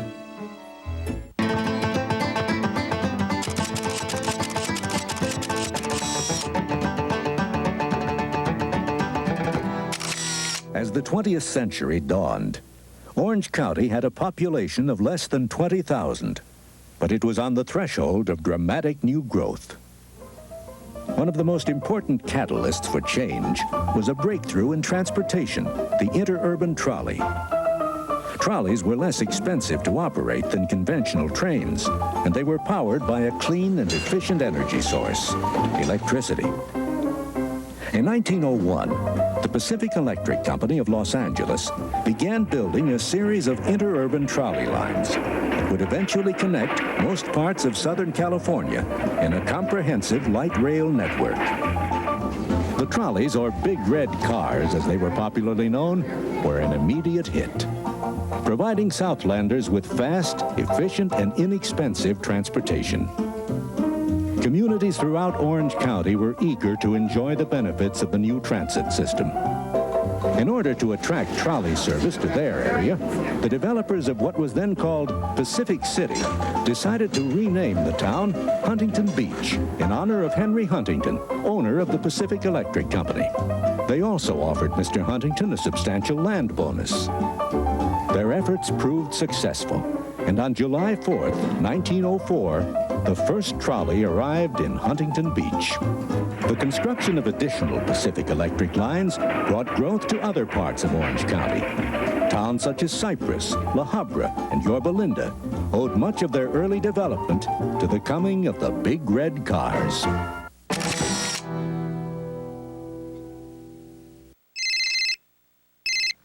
This is Bob Newhart. Listen, we have a really bad connection. I've been named an American plaster. What's an American plaster? Named an American master. Which is it? Bob Newhart, American master. That's fun. Saturday at 10:30 on KOCE.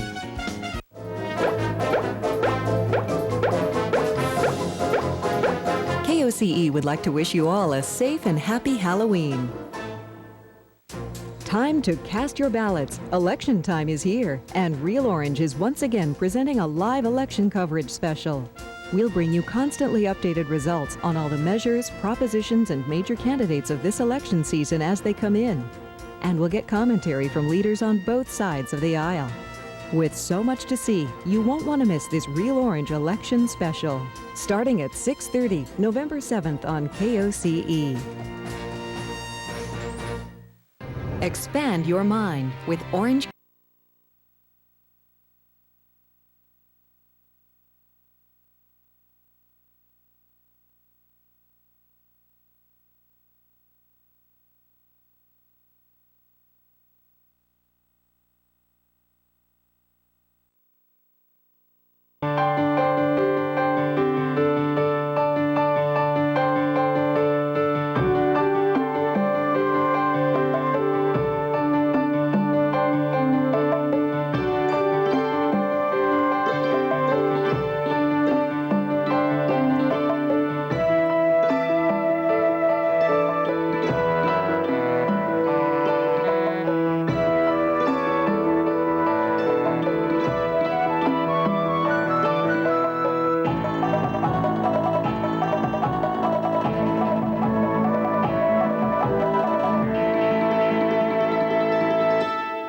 In China, the Taoist tradition takes this view of human nature.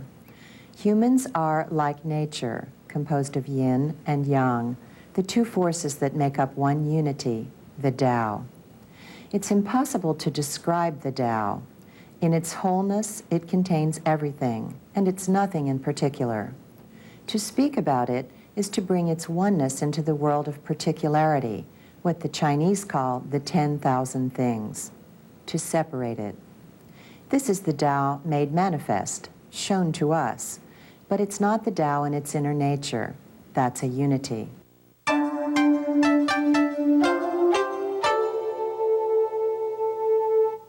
The way we can talk about the Tao without destroying what it is uses the Tai Chi symbol, a circle that's made up of yin and yang. Yang energy is the life force engaged in doing. It's active like the energy of the day, and it expresses the vitality of the sun. Yin is the energy of the life force expressed as being. It's receptive like the nurturing earth, and it embodies the restfulness of the evening. Yin and yang are complements, not opposites. Both of them together express the wholeness of the Tao. And as Edna Brandt explains, the energy of the life force, or qi, is responsible for all movement, for all of life, in nature and in us. Everything is made of qi, and our bodies are made of qi. And they're made of all different aspects of qi. And our bodies have qi that's in a constant state of flux in us.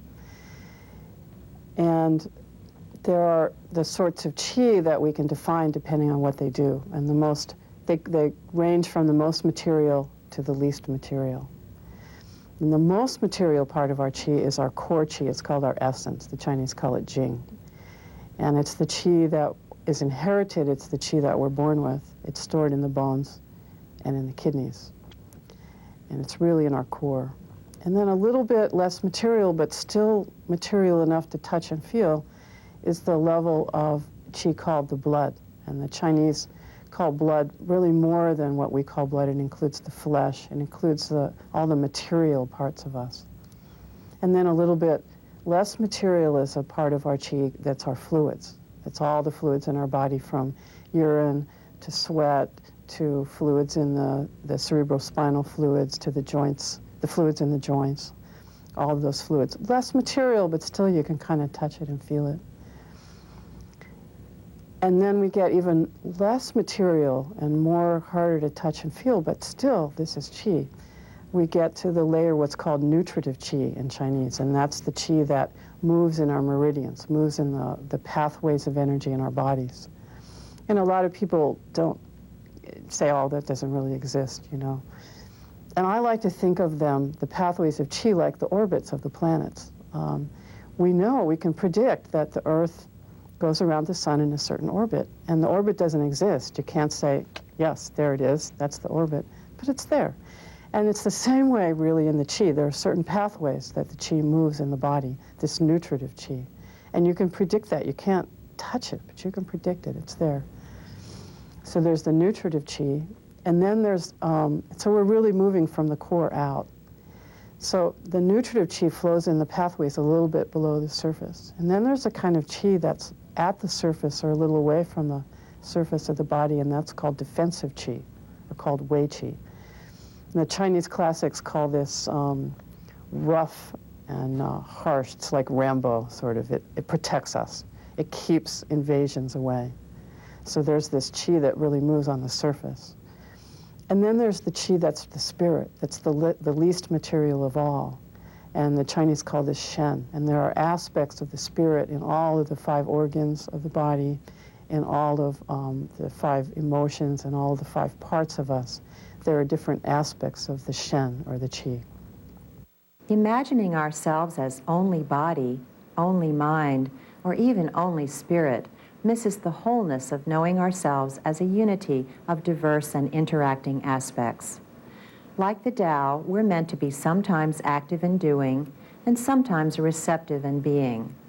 If we only speak and never listen, we'll miss a lot. The energy for doing comes from times of just being, times of resting and gathering the energy of the life force. Since our culture values doing more than being, many of us are constantly on the go, rushing from project to project, never stopping to breathe, let alone rest.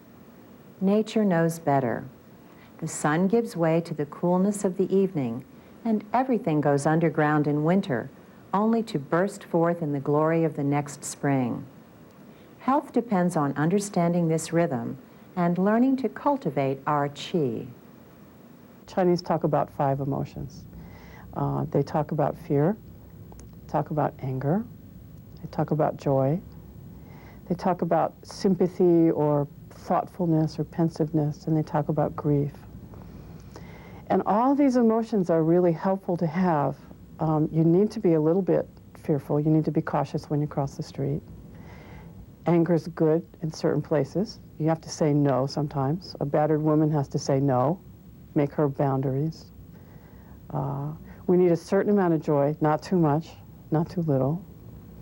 Thoughtfulness is good in a certain amount. You need to grieve. You need to grieve the things that you lose. Emotions become causes of disease when you have them in excess, when you're either stuck in one and you just can't get out of it, when you're grieving and grieving and grieving and grieving and don't let go of something, or when you live in a constant state of fear and can't really get past that. Or happens a lot in our culture, I think, in a constant state of anger, when you have all this anger stuffed in you and you don't express it and it stays in there and it sort of creeps out bit by bit in irritability and frustration. You can have too much joy. You can party all the time and throw away your qi. You can be too thoughtful. You can be worrying and thinking and thinking and thinking and thinking and thinking and thinking. And the Chinese say that ties your qi in knots, actually, and it uses up a lot of qi. So any of these emotions, when you get into them in excess, really become a cause of disease. And Western medicine's beginning to agree with this. We know that frustration can lead to migraines, or overthinking and worrying can lead to ulcers, things like that. So that connection's beginning to be made in Western medicine, but it's very strongly so in Chinese medicine and always has been. So that's why a Chinese medicine practitioner will look at how your physical health is, but also how your emotional health is, and help you to smooth and ease and be able to experience all the emotions in balance and be able to move through them like little kids do, very easily and fluidly and well. So Chinese medicine, and Tai Chi for that matter, wants to help bring us back to the same balance that we had as children when we were so flexible and fluid in emotions and in body. Tai Chi, the Chinese say that someone who practices Tai Chi over a period of time gets to be as strong as a lumberjack and as flexible as a child and has the thinking of a sage. Fluidity, strength, wisdom. These are the signs of a being in harmony. Excess creates imbalance and dis-ease. Traditional Chinese medicine sees the human person as composed of the same 5 elements found in nature. Each element corresponds to a season, and if we're wise, we'll move around the circle of the elements just as nature does, instead of getting stuck in one of them or spinning wildly out of control. Let's look at what this means. This is the earth, what the ancients in all cultures called our mother, the source of our food, the ground we stand on, where we sink our roots. If we're rooted, we know what we stand for. Yet we can bend with the wind as young trees do without becoming rigid and breaking. Late summer is the season of earth. As the harvest is gathered and earth turns the treasures of growth like leaves and bones into humus. Autumn is the season of letting go, breathing out the old in order to make space to breathe in the new. Trees understand this when they shed their leaves.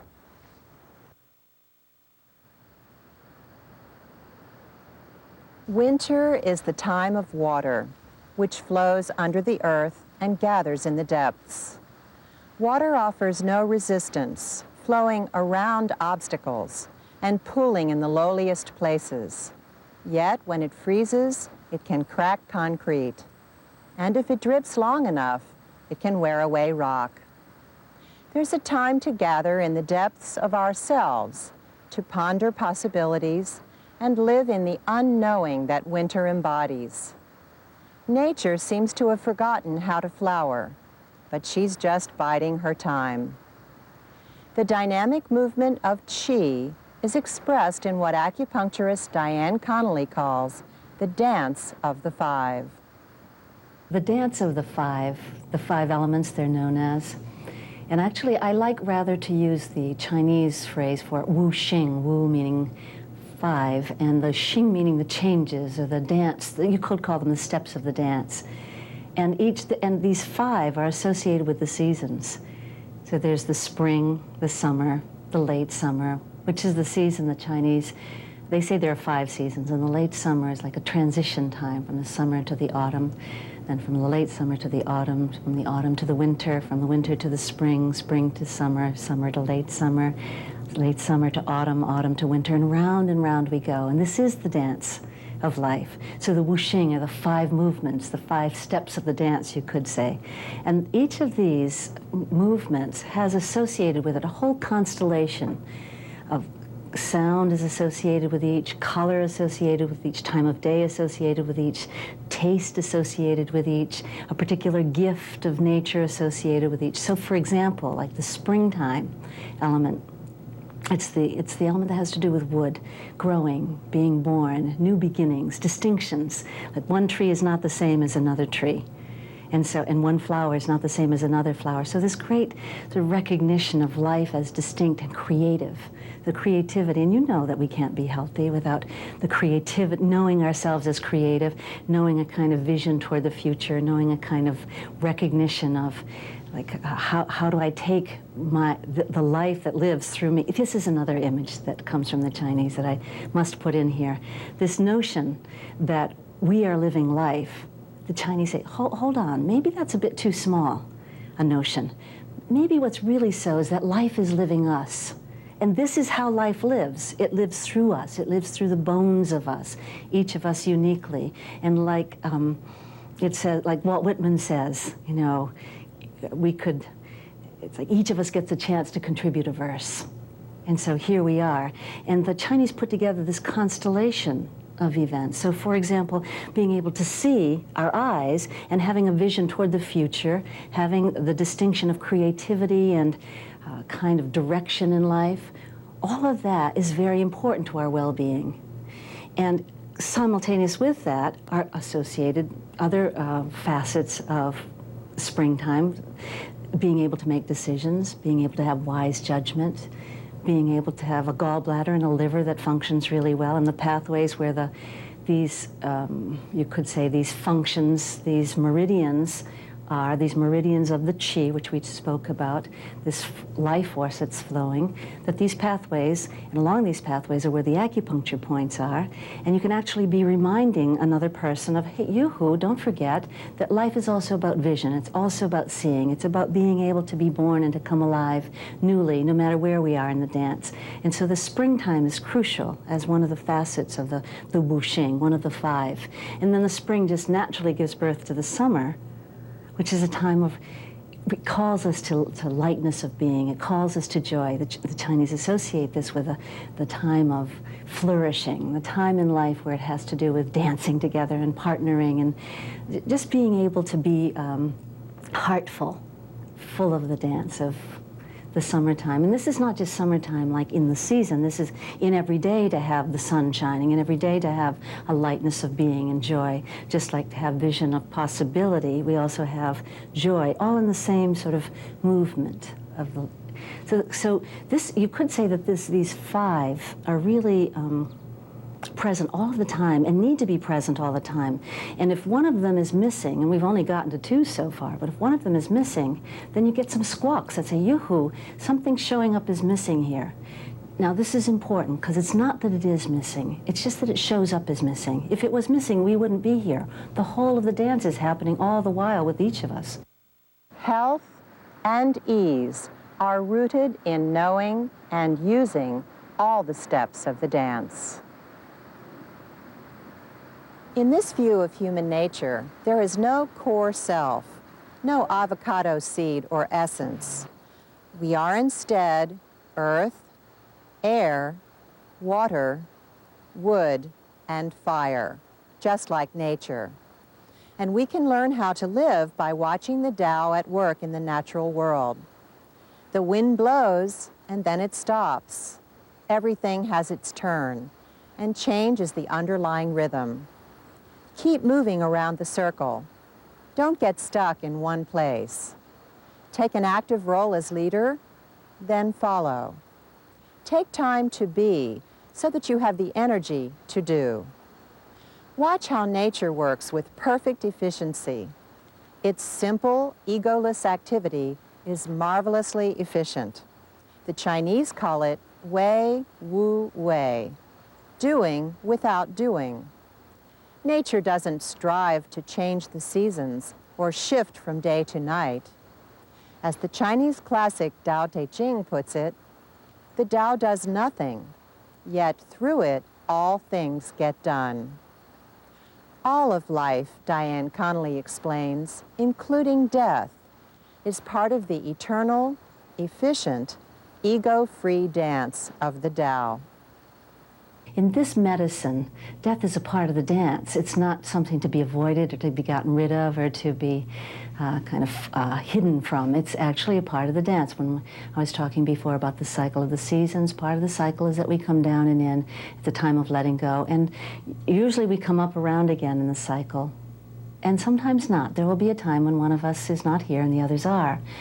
And so the recognition of mortality, the recognition that we're simply dwelling here on the earth in a certain way, when someone comes through the door to be with me as their practitioner, they're actually asking me, dance with me in the dance between heaven and earth and the uniqueness that I am. Being easy in life comes from dancing with what you find, not struggling to change it.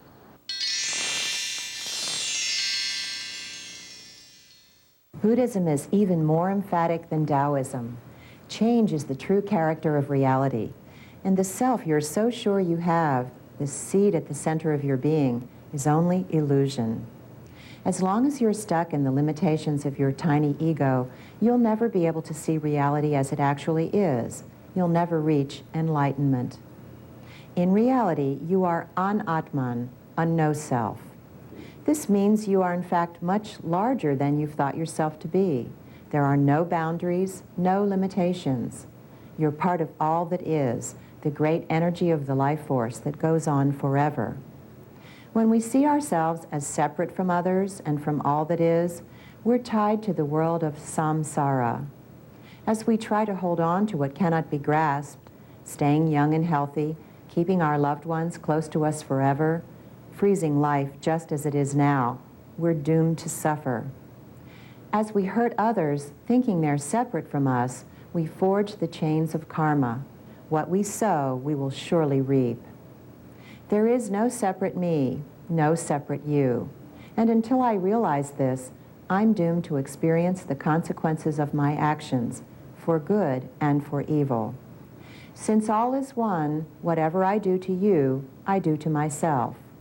Not seeing this keeps me small and limited, keeps me bound to the world of birth and death and rebirth.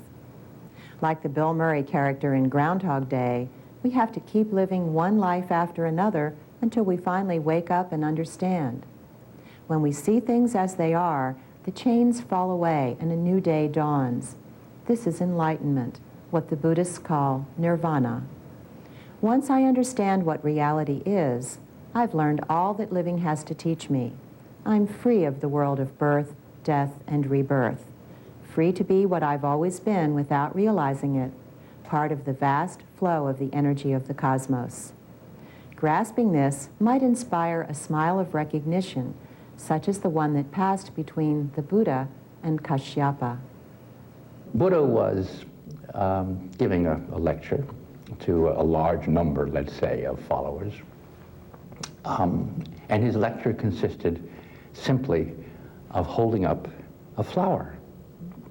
This puzzled everybody, all of the people with him. You know, they didn't, what's going on here, except Kashyapa, or Joe, if you want to call it Kashyapa. And Kashyapa just smiled. And instantly there was a connection between the Buddha and Kashyapa.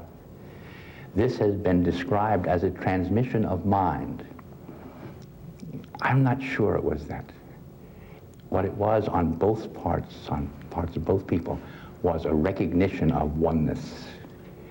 The Buddha doesn't want you to follow him. He wants you to become him. He doesn't want followers. He wants Buddhas. And this recognition between the Buddha and Kashyapa, was what happened. There's no transmission. Buddha didn't send something over. Kashyapa didn't receive something there. And this is important because it makes it consistent when Zen Buddhists say everything you need is inside you already. You were born with it. Don't sweat it. It's okay. What you have to do is do a little work on peeling off the layers that have accumulated over this tough life so that you can once again see your real self, your original face, what you looked like before your parents were born. Becoming the Buddha you already are is simply a matter of recovering your original face.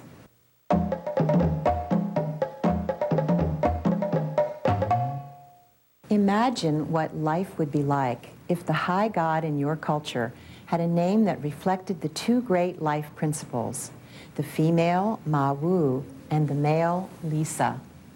Like the Tao, the high God in the Arkan culture of West Africa is understood to be the complementarity of the two great forces in the universe that we associate with generativity and life.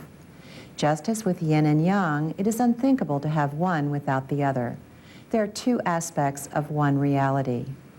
With this understanding, the model is synthesis. The most complete being, the high God, is a blend of female and male life forces, and that's the model for human completeness as well.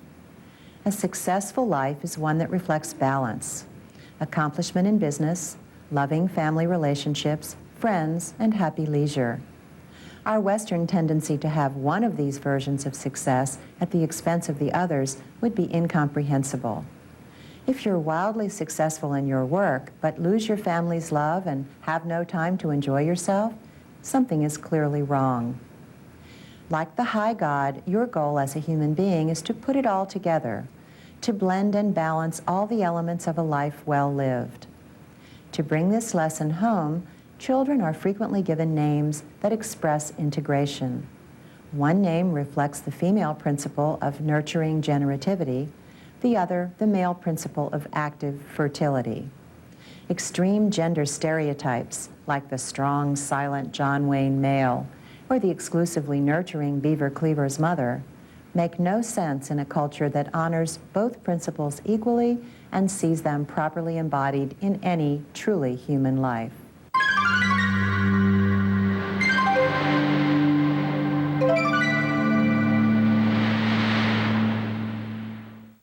Maybe we can learn something from the African synthesis model, or the Buddhist concept of Anatman, or the Taoist five-element view of self that will help us avoid stress-related illness and even premature death. If we do alter our understanding of human nature, the moral universe may also change. Other animals and even artificial life forms may be eligible for membership in it. How we think of God, or ultimate reality, strongly influences how we think about ourselves.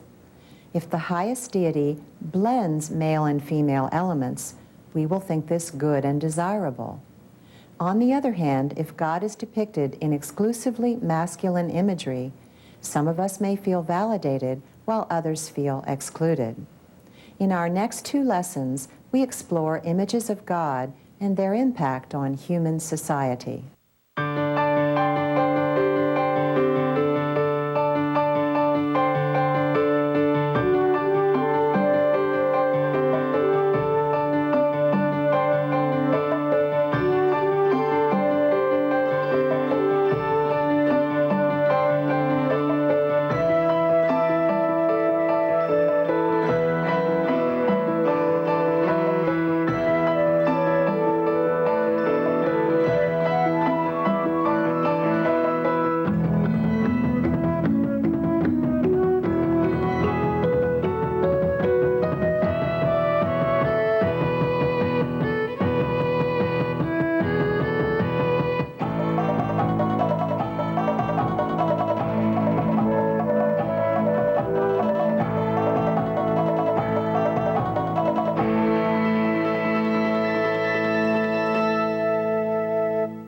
Discover oceans of opportunity at Golden West College. We offer small class sizes, affordable tuition, and financial aid is available for those who qualify. With more than 50 university transfer programs, Golden West College provides the resources for getting a higher education. We offer courses in criminal justice, automotive technology, visual communication, and more, like degree programs in nursing and certificate programs in architectural